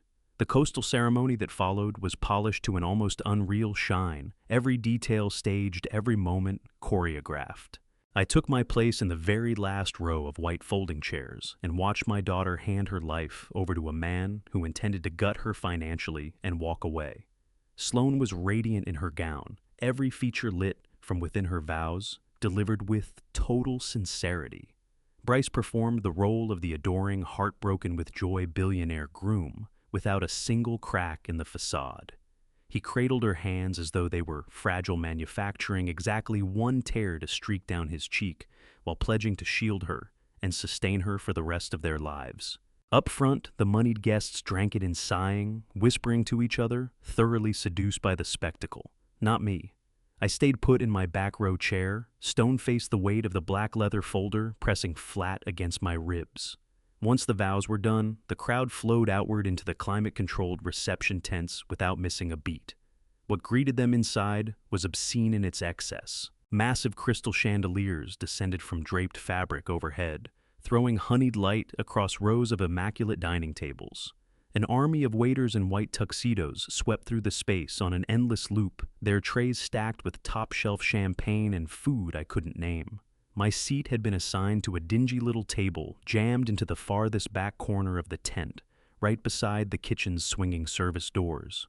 Renata had engineered that placement deliberately, parking me somewhere her elite crowd would never have to see me. She had no idea she'd handed me the best seat in the house for what was coming.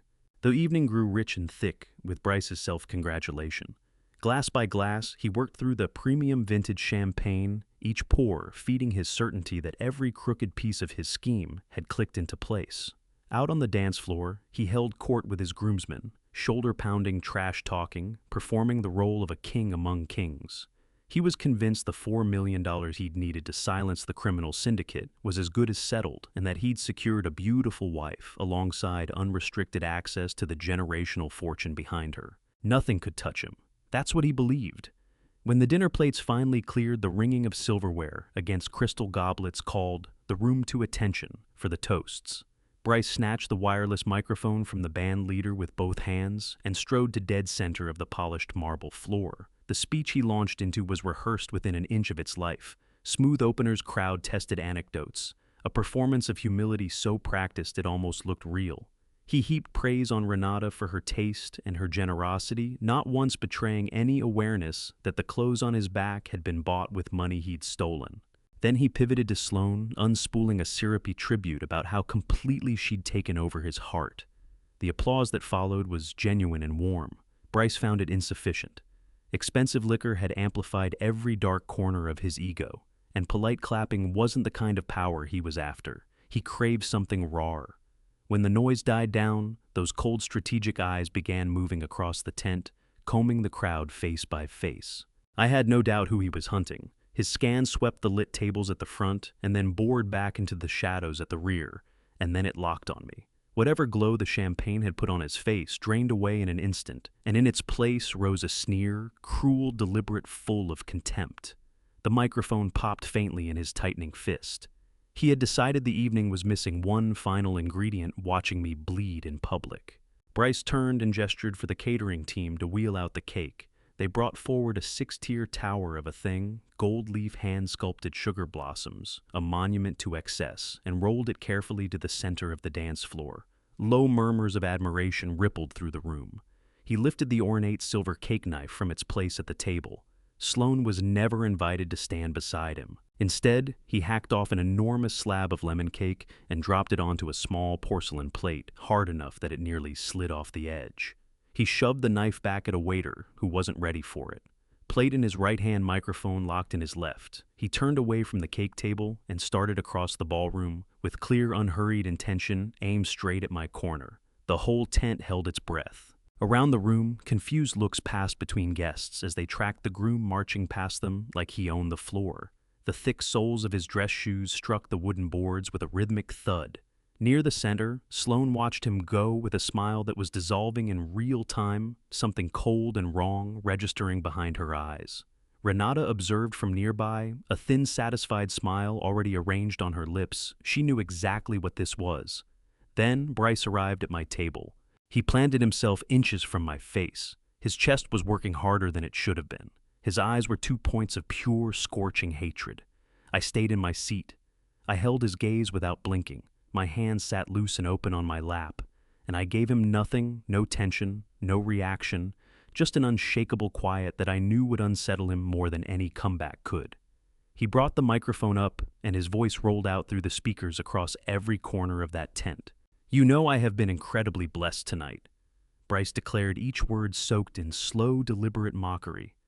"I am surrounded by so many successful, powerful, and truly important people. But we cannot forget those who are less fortunate. We absolutely must show charity to those who have completely failed in life." He didn't finish the thought. Without any warning, Bryce set the microphone down on the table. Then he seized that enormous cake-laden plate, palmed the entire frosting-covered slab with his bare hand, and drove it into my face with everything he had. The dense, wet mass of lemon cake and thick cream cheese frosting hit my nose and cheekbones like a closed fist, wiping out my vision and smearing down over the front of my jacket in thick, slow streaks. "Try some dessert, Beggar," Bryce bellowed, his voice cracking with the ugliness underneath it. "Let us not have people saying I let my pathetic father-in-law starve at my own wedding." What he'd done detonated across the tent like a charge going off. For a moment, one long, suspended, airless moment, nothing moved and nothing made a sound. Then his groomsmen blew the roof off with it, howling and doubling over their laughter, vile and carrying. It spread outward from them in waves. Near the front, Renata's smirk broke open into something closer to triumph. My daughter made no sound at all. She stood with both hands pressed to her mouth, eyes wide, frozen in the particular horror of someone watching a nightmare arrive in real time.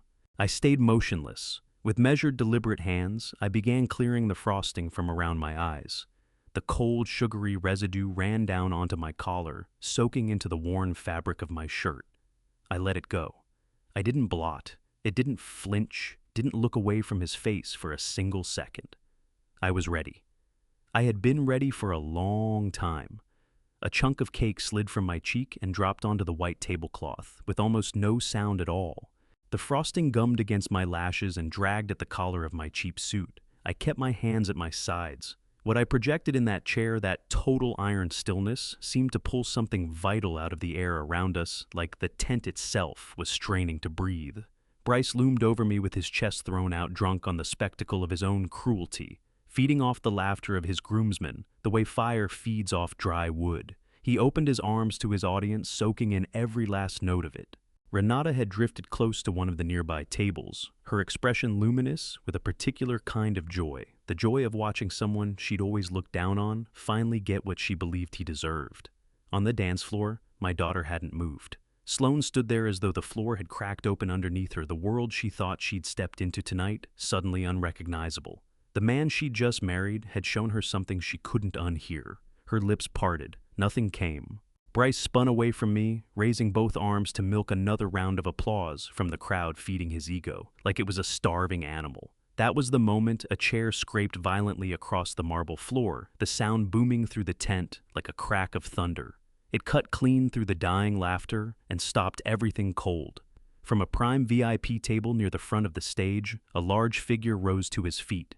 It was Edmund Hardcastle. Edmund was the genuine article, a ruthless self-made billionaire who had built one of the most formidable real estate empires on the entire eastern seaboard.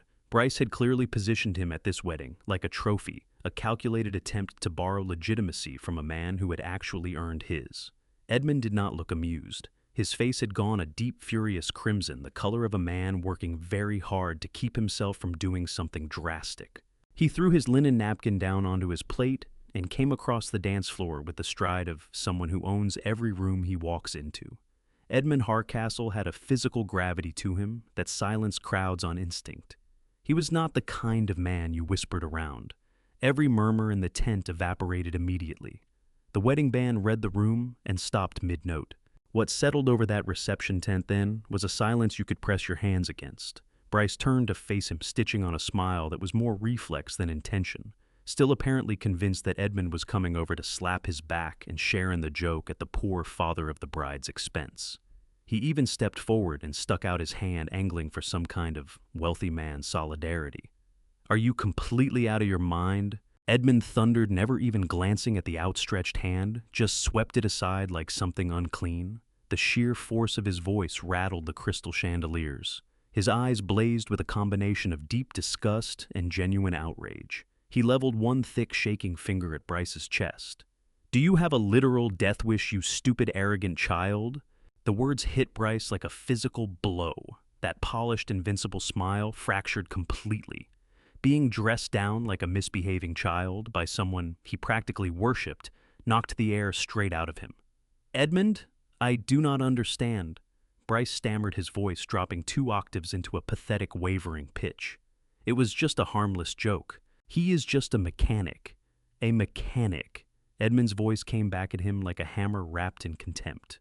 He advanced another step, pressing Bryce backward until he was nearly against my table. "You are without question the most pathetic, oblivious fraud I have ever come across in my entire life. That man seated right there is Gordon Rafferty. He owns the commercial shipping ports you claim to run imports through. He controls the global logistics empire that moves half the freight along this coastline, and that massive commercial high-rise in Charlotte that you spent the entire cocktail hour bragging about having acquired. He is the man who bought it outright cash on the table yesterday morning." The gasp that tore through the reception tent was enormous. 200 wealthy socialites, investors, and family members sucked in air at the same instant, pure, unfiltered shock passing through the room like a current. Edmund's words hung there, dense and irreversible, dismantling every fabrication Bryce Langford had ever stacked into place. The revelation landed like a missile. Renata's crystal champagne flute slipped from her fingers. It exploded against the marble, but she didn't register the sound. Her jaw had come unhinged, the color bleeding from her face into something pale and gray and hollow, her eyes ricocheting back and forth between Edmund and me. I kept both hands resting quietly on the table. I reached for a folded white linen napkin with no urgency whatsoever. Moving with deliberate, unhurried steadiness, I began clearing the sticky lemon frosting from my face, eyes, cheeks, chin, letting Edmund Hardcastle's words work on the room like a slow, spreading poison. Bryce looked like something had been torn out of him. Every drop of color left his face. He had the slack, waxy look of a man in shock. Those arrogant shoulders caved inward. His breathing went shallow and rapid. The man who had just driven cake into my face with both hands was now coming apart psychologically in front of 200 witnesses. He turned his head toward me slowly, as if hoping the picture might have changed. The smug, bulletproof hedge fund manager was simply gone. What stood there instead was a frightened boy who had just grasped with full and terrible clarity that he'd picked a fight with someone entirely out of his league. His eyes traveled to the cheap dated suit on my back, and for the first time, the true depth of my performance registered behind them. I hadn't walked into this wedding as a broken-down mechanic. I had walked in as bait dressed like prey, so he would feel safe stepping into the cage I'd already built around him. He had walked straight in and pulled the door shut on himself. Sloane moved forward on unsteady legs, her expression caught somewhere between confusion and a horror that was only beginning to surface. "Dad," she whispered into the stillness. "Is that true? Are you Gordon Rafferty?" I set the stained napkin flat on the table. I didn't turn to my daughter, not yet. Every bit of my attention was fixed on the trembling, sweat-drenched man in front of me. I pushed the chair back, its legs dragging a loud note across the floorboards, and I stood to my full height. The posture of a broken man, gone my presence in that room, shifted completely. I straightened what was left of my collar and looked down at Bryce. "Edmund is entirely correct," I said, barely above a murmur. The quiet authority behind those 4 words seemed to pull the walls in closer. Bryce stumbled backward, his knees threatening to fold beneath the crushing weight of everything he'd brought down on himself. His mouth worked, reaching for another lie, but there was no ground left to stand on. The towering, expensive illusion had come apart entirely. I moved away from the small table with measured calm, leaving the wreckage of the cake behind me, fully prepared to deliver what I had come here to deliver. I kept my eyes locked on his. The silence in that tent was doing my work for me, amplifying the terror rolling off Bryce Langford in waves. He had counted on me to fold, to slink back into the shadows with frosting running down my collar. So instead I reached for a fresh linen napkin from the table's edge. With slow, methodical movements, I wiped the last of the sticky lemon cake from my face. Then I dropped the soiled napkin at his feet, right onto the polished floor in front of his expensive leather shoes. Every whisper in the room had ceased. Edmund Hardcastle stood a few feet off to the side, arms folded, watching with the quiet satisfaction of a man who has seen frauds exposed before. Renata looked as though the floor might come up to meet her, both manicured hands gripping the back of a chair to keep herself upright. I closed the distance between me and the man who thought he'd taken everything from my family. The threadbare disguise, the dull, uneducated mechanic who didn't belong in this room, dissolved completely. I stood with my shoulders squared and my spine straight, radiating the cold, unmistakable authority of someone who runs an international operation. Bryce instinctively lurched back a half-step chest, heaving the full catastrophic scale of his miscalculation, finally landing. My hand moved to the breast pocket of my damp, ruined jacket. My fingers found the thick black leather folder that Stellan had handed me in the alley earlier that evening. I drew it out slowly, letting the silver crest of Rafferty Enterprises catch the warm light pouring down from the chandeliers above. Bryce's eyes locked onto the folder. He knew exactly what kind of paperwork traveled inside something like that. I held his gaze and lobbed the folder squarely at his chest. The heavy binding struck him hard at the sternum. He fumbled for it with shaking hands and couldn't hold on. It hit the marble floor and burst open, sending a thick cascade of legal documents, bank statements, and printed background checks, fanning across the polished surface in every direction. Every piece of his fraudulent existence laid bare for a room full of people to see. Your highly exclusive elite hedge fund is an absolute phantom, Bryce. I said, my voice carrying clean and level across the silence. There are no Charlotte acquisitions. There are no international corporate mergers. Your entire operation is nothing but a legally registered limited liability company with exactly 0 assets, 0 legitimate clients, and absolutely no trading history. You have been sustaining yourself on a fabricated portfolio using counterfeit bank statements to seduce desperate investors and gullible socialites too dazzled by your rented suits to ever check whether a single number was real. Urgent whispers broke out in the front rows. Several men, the kind who had very likely written Bryce checks, went pale on the spot, hands already moving toward their phones. Bryce's mouth fell open, groping for some angle of defense, but his throat had locked up completely. His eyes dropped to the papers scattered across the floor, and the full weight of it settled on him. Every lie he had spent 5 years cultivating, documented and spread out in plain sight for the entire world to see. I pulled my attention away from the trembling wreck in front of me and turned to my daughter. Sloane stood frozen at the edge of the dance floor, tears gathering in her eyes, both hands still pressed to her mouth. "Sloane," I said, softening my voice to reach only her. "I need you to take off that engagement ring right now, sweetheart." Her hands lowered slowly, her gaze dropping to the glittering stone on her finger. I pressed forward, forcing the truth into the open where it could no longer be avoided. That stone is Glass Sloane, a polished piece of cubic zirconia worth nothing. 3 months ago, the exact same week he got down on one knee, the man standing before you walked into a shady broker in the jewelry district.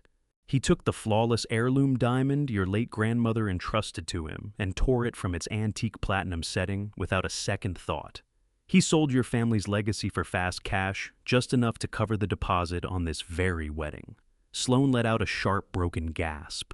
She pulled the ring from her finger as though it had scorched her skin. She stared at the fake stone while the betrayal moved across her face like a tide-slow total, devastating. She lifted her eyes to Bryce in silence, every part of her expression begging him to deny it, to call it a mistake. But Bryce could not meet her gaze. He stared at the floor, jaw working soundlessly, confirming by his silence every word I had spoken. Renata let out a loud, theatrical wail as the full picture finally broke through. Her grand social ascent had been constructed on cheap glass and stolen heirlooms. She sank into a nearby chair, burying her face in her hands. The entire room watched in stunned revulsion as the charming, polished groom was taken apart, piece by piece, revealed as nothing more than a thieving parasite who had fed on the open trust of a young woman. I brought my gaze back to Bryce. The final blow was overdue. I moved toward him, slowly, deliberately stepping into his space and leaving him nowhere to go, boxed in between my presence and a crowd of witnesses who now understood exactly what he was. "You did not just pawn a ring to keep yourself afloat," I said, my voice dropping to a dangerously low, gravelly whisper with a lethal edge beneath every word. "You borrowed exactly $4 million from an incredibly violent syndicate connected to the Russian mob. You were desperate, and you were a coward. So rather than put your own name on the line, you committed malicious identity theft. You deliberately used my innocent daughter's confidential social security number as the primary collateral for your illegal marker. You legally authorized a cartel to drain her generational trust fund completely in the event of your inevitable default." Bryce squeezed his eyes shut. A single tear of pure, undisguised fear slid down his pale cheek. His entire frame shook. He understood exactly what the penalty for stealing from those particular lenders looked like. "But your desperate little game ends tonight." I continued, each word landing like something solid and heavy. "As of $600 this morning, my global corporation moved aggressively into the shadow market. We acquired that entire debt portfolio through a chain of untraceable dummy corporations. You do not owe the Russian mob a single penny anymore, Bryce. You owe me. Your entire pathetic life belongs to me now. I am the sole absolute owner of your $4 million marker, and I am calling in every cent of it right now. You have exactly 10 seconds to absorb that reality before my security team removes you from this reception and hands you directly to federal authorities for massive financial fraud and felony identity theft. Run, if you want, run like the miserable coward you truly are. Bryce, get out of my sight and never come near my family again." Bryce did not run. His legs gave out entirely, unable to hold the weight of his own obliteration. He folded onto the cold marble of the dance floor, his expensive tailored trousers crumpling awkwardly at the knees. The arrogant, untouchable groom who had shoved cake into my face minutes ago had ceased to exist. What remained was a broken, sniveling fraud. He crawled across the polished stone toward me, closing the gap between us inch by inch. His hand, still tacky with the lemon frosting he had used to humiliate me, reached out in desperation. He seized the scuffed leather of my old steel-toed work boots and held on as though they were the only solid thing left in his world. Tears ran freely down his face, mixing with the sweat of pure panic. "Please, Mr. Rafferty." Bryce begged, his voice cracking into a high, hollow whimper that carried through every corner of the silent tent. "Please, I am begging you. I will do anything you want. I will work for you for the rest of my life. I will be your absolute slave. Just please do not destroy me. Do not let them take me away. I can fix this. I can make everything right. I looked down at the man, weeping at my feet, clutching my boots. There was not a trace of pity anywhere inside me, only a deep and settled disgust. This was the predator who had manipulated my daughter, pawned her grandmother's priceless heirloom, and casually offered her financial future to a violent criminal syndicate just to fund his pathetic illusions of grandeur. I pulled my boot back with slow deliberateness, letting his grasping hands slide off the worn leather. I stepped away, placing clean distance between my family and his wreckage. You cannot rebuild something raised entirely on malicious lies. Bryce, I said, my voice level and stripped of all warmth. You made your choices with absolute arrogance, certain you were the smartest person in every room you entered. Now you will face the consequences of every one of those choices. I raised my right hand. I did not raise my voice. I simply snapped my fingers. The crisp, sharp crack cut through the silence of the tent like a dry branch splitting. At once, the heavy wooden doors at the main entrance swung open. Soft afternoon light flooded in, throwing into silhouette the 5 figures moving with purpose down the central aisle. Stellan led them, dressed in an immaculate dark charcoal suit, his face set in the unmistakable mask of total authority. On either side of him, 4 federal agents advanced in dark tactical jackets, badges catching the light from the chandeliers above. The crowd of wealthy socialites shrank back, reflexively pressing against their decorated tables to open a path for the approaching officers. The sight of federal law enforcement walking into a billionaire wedding reception sent a wave of frightened murmurs through the assembled guests. Stellan halted precisely 2 feet from where Bryce was still kneeling on the marble.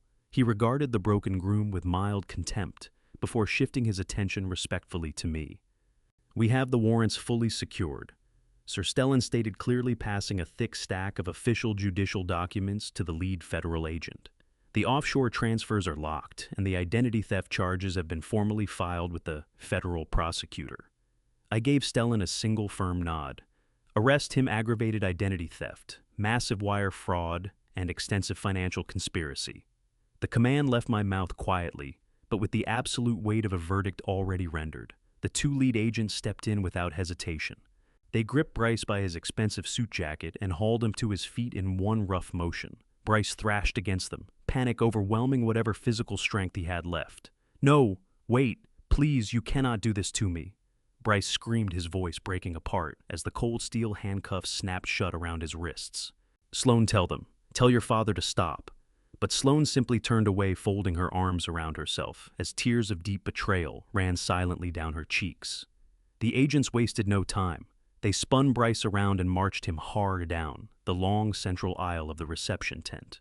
Bryce kicked and wailed the entire way, his expensive leather shoes scrabbling uselessly against the polished marble. His frantic, humiliated screaming bounced off the floral arrangements and crystal chandeliers, a perfectly grotesque soundtrack to the complete destruction of everything he had built on lies. The crowd watched in breathless, frozen silence as the groom was hauled out of his own spectacular wedding and shoved into the back of a waiting federal transport vehicle. The heavy doors slammed shut, and in the echo that followed, a sharp new energy erupted near the front tables. Renata had shaken off the worst of her paralytic shock. She had just watched the man who was supposed to be her golden ticket into high society get dragged away like a common criminal. Her calculating mind churned through the wreckage with practiced speed. It took her only seconds to process what had shifted. The poor, uneducated mechanic she had mocked and belittled all weekend was in fact a titan of industry whose net worth made her own ambitions look laughably small. She smoothed her expensive silk dress with both hands and arranged a sickeningly sweet, entirely synthetic smile across her pale face. She crossed the dance floor at nearly a sprint heels, striking the marble in sharp, rapid bursts as she made a beeline straight for me. "Gordon, darling!" Renata gasped, her voice straining to produce some semblance of warmth. "My goodness, all of this is just so overwhelming. Why on earth did you never tell us who you actually were? We could have given you such a different reception. We could have arranged something truly worthy of you. We are family after all." I looked straight into her wide, calculating eyes and saw exactly what was there: raw greed barely concealed beneath the surface of that desperate smile. She had no thought for the trauma her daughter had just lived through. She had no thought for the criminal conspiracy that had nearly swallowed our family whole. There was only one thing on her mind: the enormous fortune she had just discovered and was already calculating how to reach. I did not return the smile. I let the cold truth of the moment sit between us, like something heavy and immovable. "You have never understood what family actually means, Renata," I said, my voice dropping to a low, resonant register that stripped the fake warmth right off her face. "I gave you exactly what you asked for. I played the role you cast me in because that was the only way to bring the truth into the open. You want to know why I never told you about my wealth?" I looked straight through her, making no effort to hide my contempt. "Because you only love a wallet, Renata, not a man. You never have, and you never will." I turned away from her stunned, bloodless face, stepped past the wreckage of the wedding cake, and crossed the dance floor to reach my weeping daughter. The vast reception tent, which minutes ago had been electric with the energy of 200 guests, was draining fast. The socialites and investors were putting distance between themselves and the wreckage of Bryce Langford's collapse as quickly as their expensive footwear allowed, speaking in low, urgent voices as they went. Waiters in white tuxedo shirts backed quietly through the kitchen doors, leaving full trays of champagne and untouched appetizers behind. Renata, grasping that her entire social production had been reduced to rubble, snatched her designer handbag and made for the valet station at something close to a run. She did not spare a single glance at her own daughter. Within minutes, the breathtaking venue stood completely empty. The jazz trio had packed up and disappeared. All that remained was the soft push of the coastal breeze against the heavy canvas of the tent and the quiet, rhythmic sound of someone crying. I crossed the polished marble floor on foot, my old steel-toed work boots producing a faint hollow echo in the gutted space. The great chandelier above spread its warm gold light across the ruins of the reception. Sloane sat alone at a large dining table, her white wedding gown pooled around her on the floor, a beautiful, painful contrast to the devastation written across her face. She wasn't crying over losing Bryce. She was too sharp for that. The reality of his deception had already burned through whatever illusion he had constructed around her. What she was crying about was shame. She had watched him grind cake into my face. She had watched her mother demean me all weekend. She had stood beside a predator and never seen him for what he was, and in doing so, she had allowed the person who loved her most to be treated as though he were worthless. I pulled out the chair beside her and sat down. The frosting still marking my suit didn't cross my mind. The ruined collar didn't matter. I simply looked at my daughter and gave her the space to find her words. Slowly, she raised her head. Her eyes were swollen and red, carrying a sorrow that reached straight into me. She looked at me the way she hadn't in years, past the worn clothes, past the weathered hands, seeing me clearly. "Dad," she whispered, her voice barely holding together. "I am so incredibly sorry. I was so completely blind. I let them treat you like you were nothing. I was so caught up in the fantasy, the dresses, the venues, the whole performance that I never saw him for what he truly was. I did not protect you. I should have stood up for you.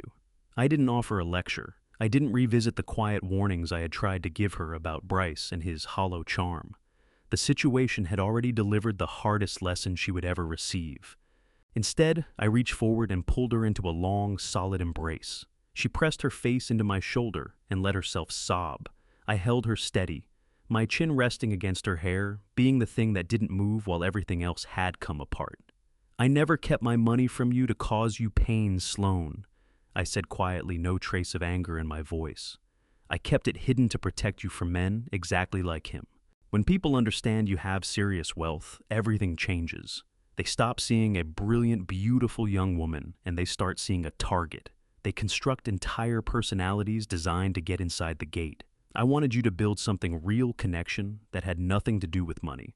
I wanted someone to choose you for who you are not, for what your trust fund contains.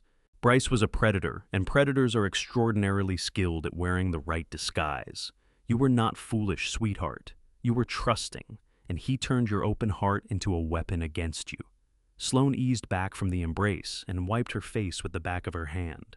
She looked down at her bare ring finger, then reached into the small silk clutch sitting on the table beside her. She drew out the large, glittering engagement ring Bryce had slid onto her finger with all those hollow promises. She held it for a moment, studying the polished glass stone, something close to revulsion moving across her features. Then she extended her hand and set the fake ring flat in my palm. "Take it," she whispered, her voice finding a steadier footing beneath the grief. "I do not ever want to look at it again." I folded my fingers around the worthless stone and tucked it into my pocket. Then I got to my feet and held out my hand to her. "It is time to go home, Sloane," I said gently. "The illusion is completely over. It is time to step back into reality." She took my hand, gathered the heavy folds of her designer gown, and rose. We walked together away from the empty tables, the shattered crystal, and the ruined cake. We walked out of the grand counterfeit palace that Bryce had raised on stolen money and forged signatures. Outside, the coastal sun was descending, pulling a sweep of deep orange and purple across the horizon. The manicured grounds were entirely deserted. We moved past the empty valet station and headed for the rear service lot. My old rusted 2003 Chevy Silverado sat right where I had left it that morning. Against the backdrop of the stone estate, it looked wildly out of place. To me, it looked exactly right. I pulled open the passenger door, its hinges complaining loudly in the still evening air. Sloane climbed in her wedding dress, billowing across the worn, cracked vinyl seat. I shut her door, walked around the front, and settled behind the wheel. I fitted the key into the ignition and turned it. The old V8 came to life with a deep, shuddering roar that vibrated through the whole frame. Sitting in that abandoned parking lot, the rough, unpolished sound of that engine felt exactly like a victory. We pulled out through the service entrance and drove along the coastal highway, putting the lies, the fraud, and the shallow world of Renata and Bryce permanently behind us. The months following that explosive day were a season of hard, necessary healing for my daughter. We spent long stretches of time on the porch of my quiet home, drinking coffee and rebuilding what we had from nothing, without the toxic pull of Bryce or the smothering vanity of Renata. Sloane began to find herself again. She came to work alongside me at Rafferty Enterprises, starting at the bottom and learning the actual workings of our global operations from the inside out. She discovered that real success had nothing to do with rented sports cars or counterfeit diamonds. It was assembled through quiet discipline, integrity that didn't bend, and genuine effort. She took control of her trust fund with clear eyes, putting legal protections in place that would ensure no one could ever use her vulnerability against her again. As for Bryce Langford, the federal justice system took him apart completely. The evidence we had assembled was nothing short of overwhelming. He faced a stack of federal charges: massive wire fraud, aggravated identity theft, and criminal conspiracy. The violent syndicate he had gone crawling to for money came under heavy federal scrutiny, as well triggering a sweeping crackdown on their entire illegal lending operation. Bryce was sentenced to 15 years in federal prison. There were no tailored suits or vintage champagne waiting for him there. If you've stayed with me this far, I'm grateful. Truly, this one wasn't easy to carry, and I imagine it wasn't easy to sit with either. Looking back on everything that unfolded, the years of watching, waiting, and holding my peace while men like Bryce Langford mistook my silence for weakness, I can tell you that the cost was real. There were nights that were long and heavy. But I believe God places certain seasons of patience in our lives not to punish us, but to prepare us. The timing of that man's exposure was never truly mine. It belonged to something larger than me, and it arrived exactly when it needed to. Here is what this story taught me, and what I hope you carry forward. Never let a man's rented lifestyle fool you into thinking he has built something real. The car, the suit, the address, none of it is proof of character. If someone works to make you invisible, let them. Invisibility is one of the most powerful positions you can occupy when the moment finally comes. Protect the people you love quietly and completely. The warning you whisper today may be the wall that holds tomorrow. And when a predator mistakes your patience for surrender, do not correct him. Let him walk deeper into the trap he cannot see. If these grandpa revenge stories have ever made you feel seen, if you've ever been the one sitting in the back corner, underestimated by people who should have known better, then this story was told for you. And if the father stories in your own life have ever looked anything like this, share this with someone who needs to hear it. Leave me your thoughts in the comments below. Subscribe to Grandpa's Revenge if you haven't yet, because there are more stories where this one came from. Thank you for listening. Until next time, stay patient, stay prepared, and never let them see you coming.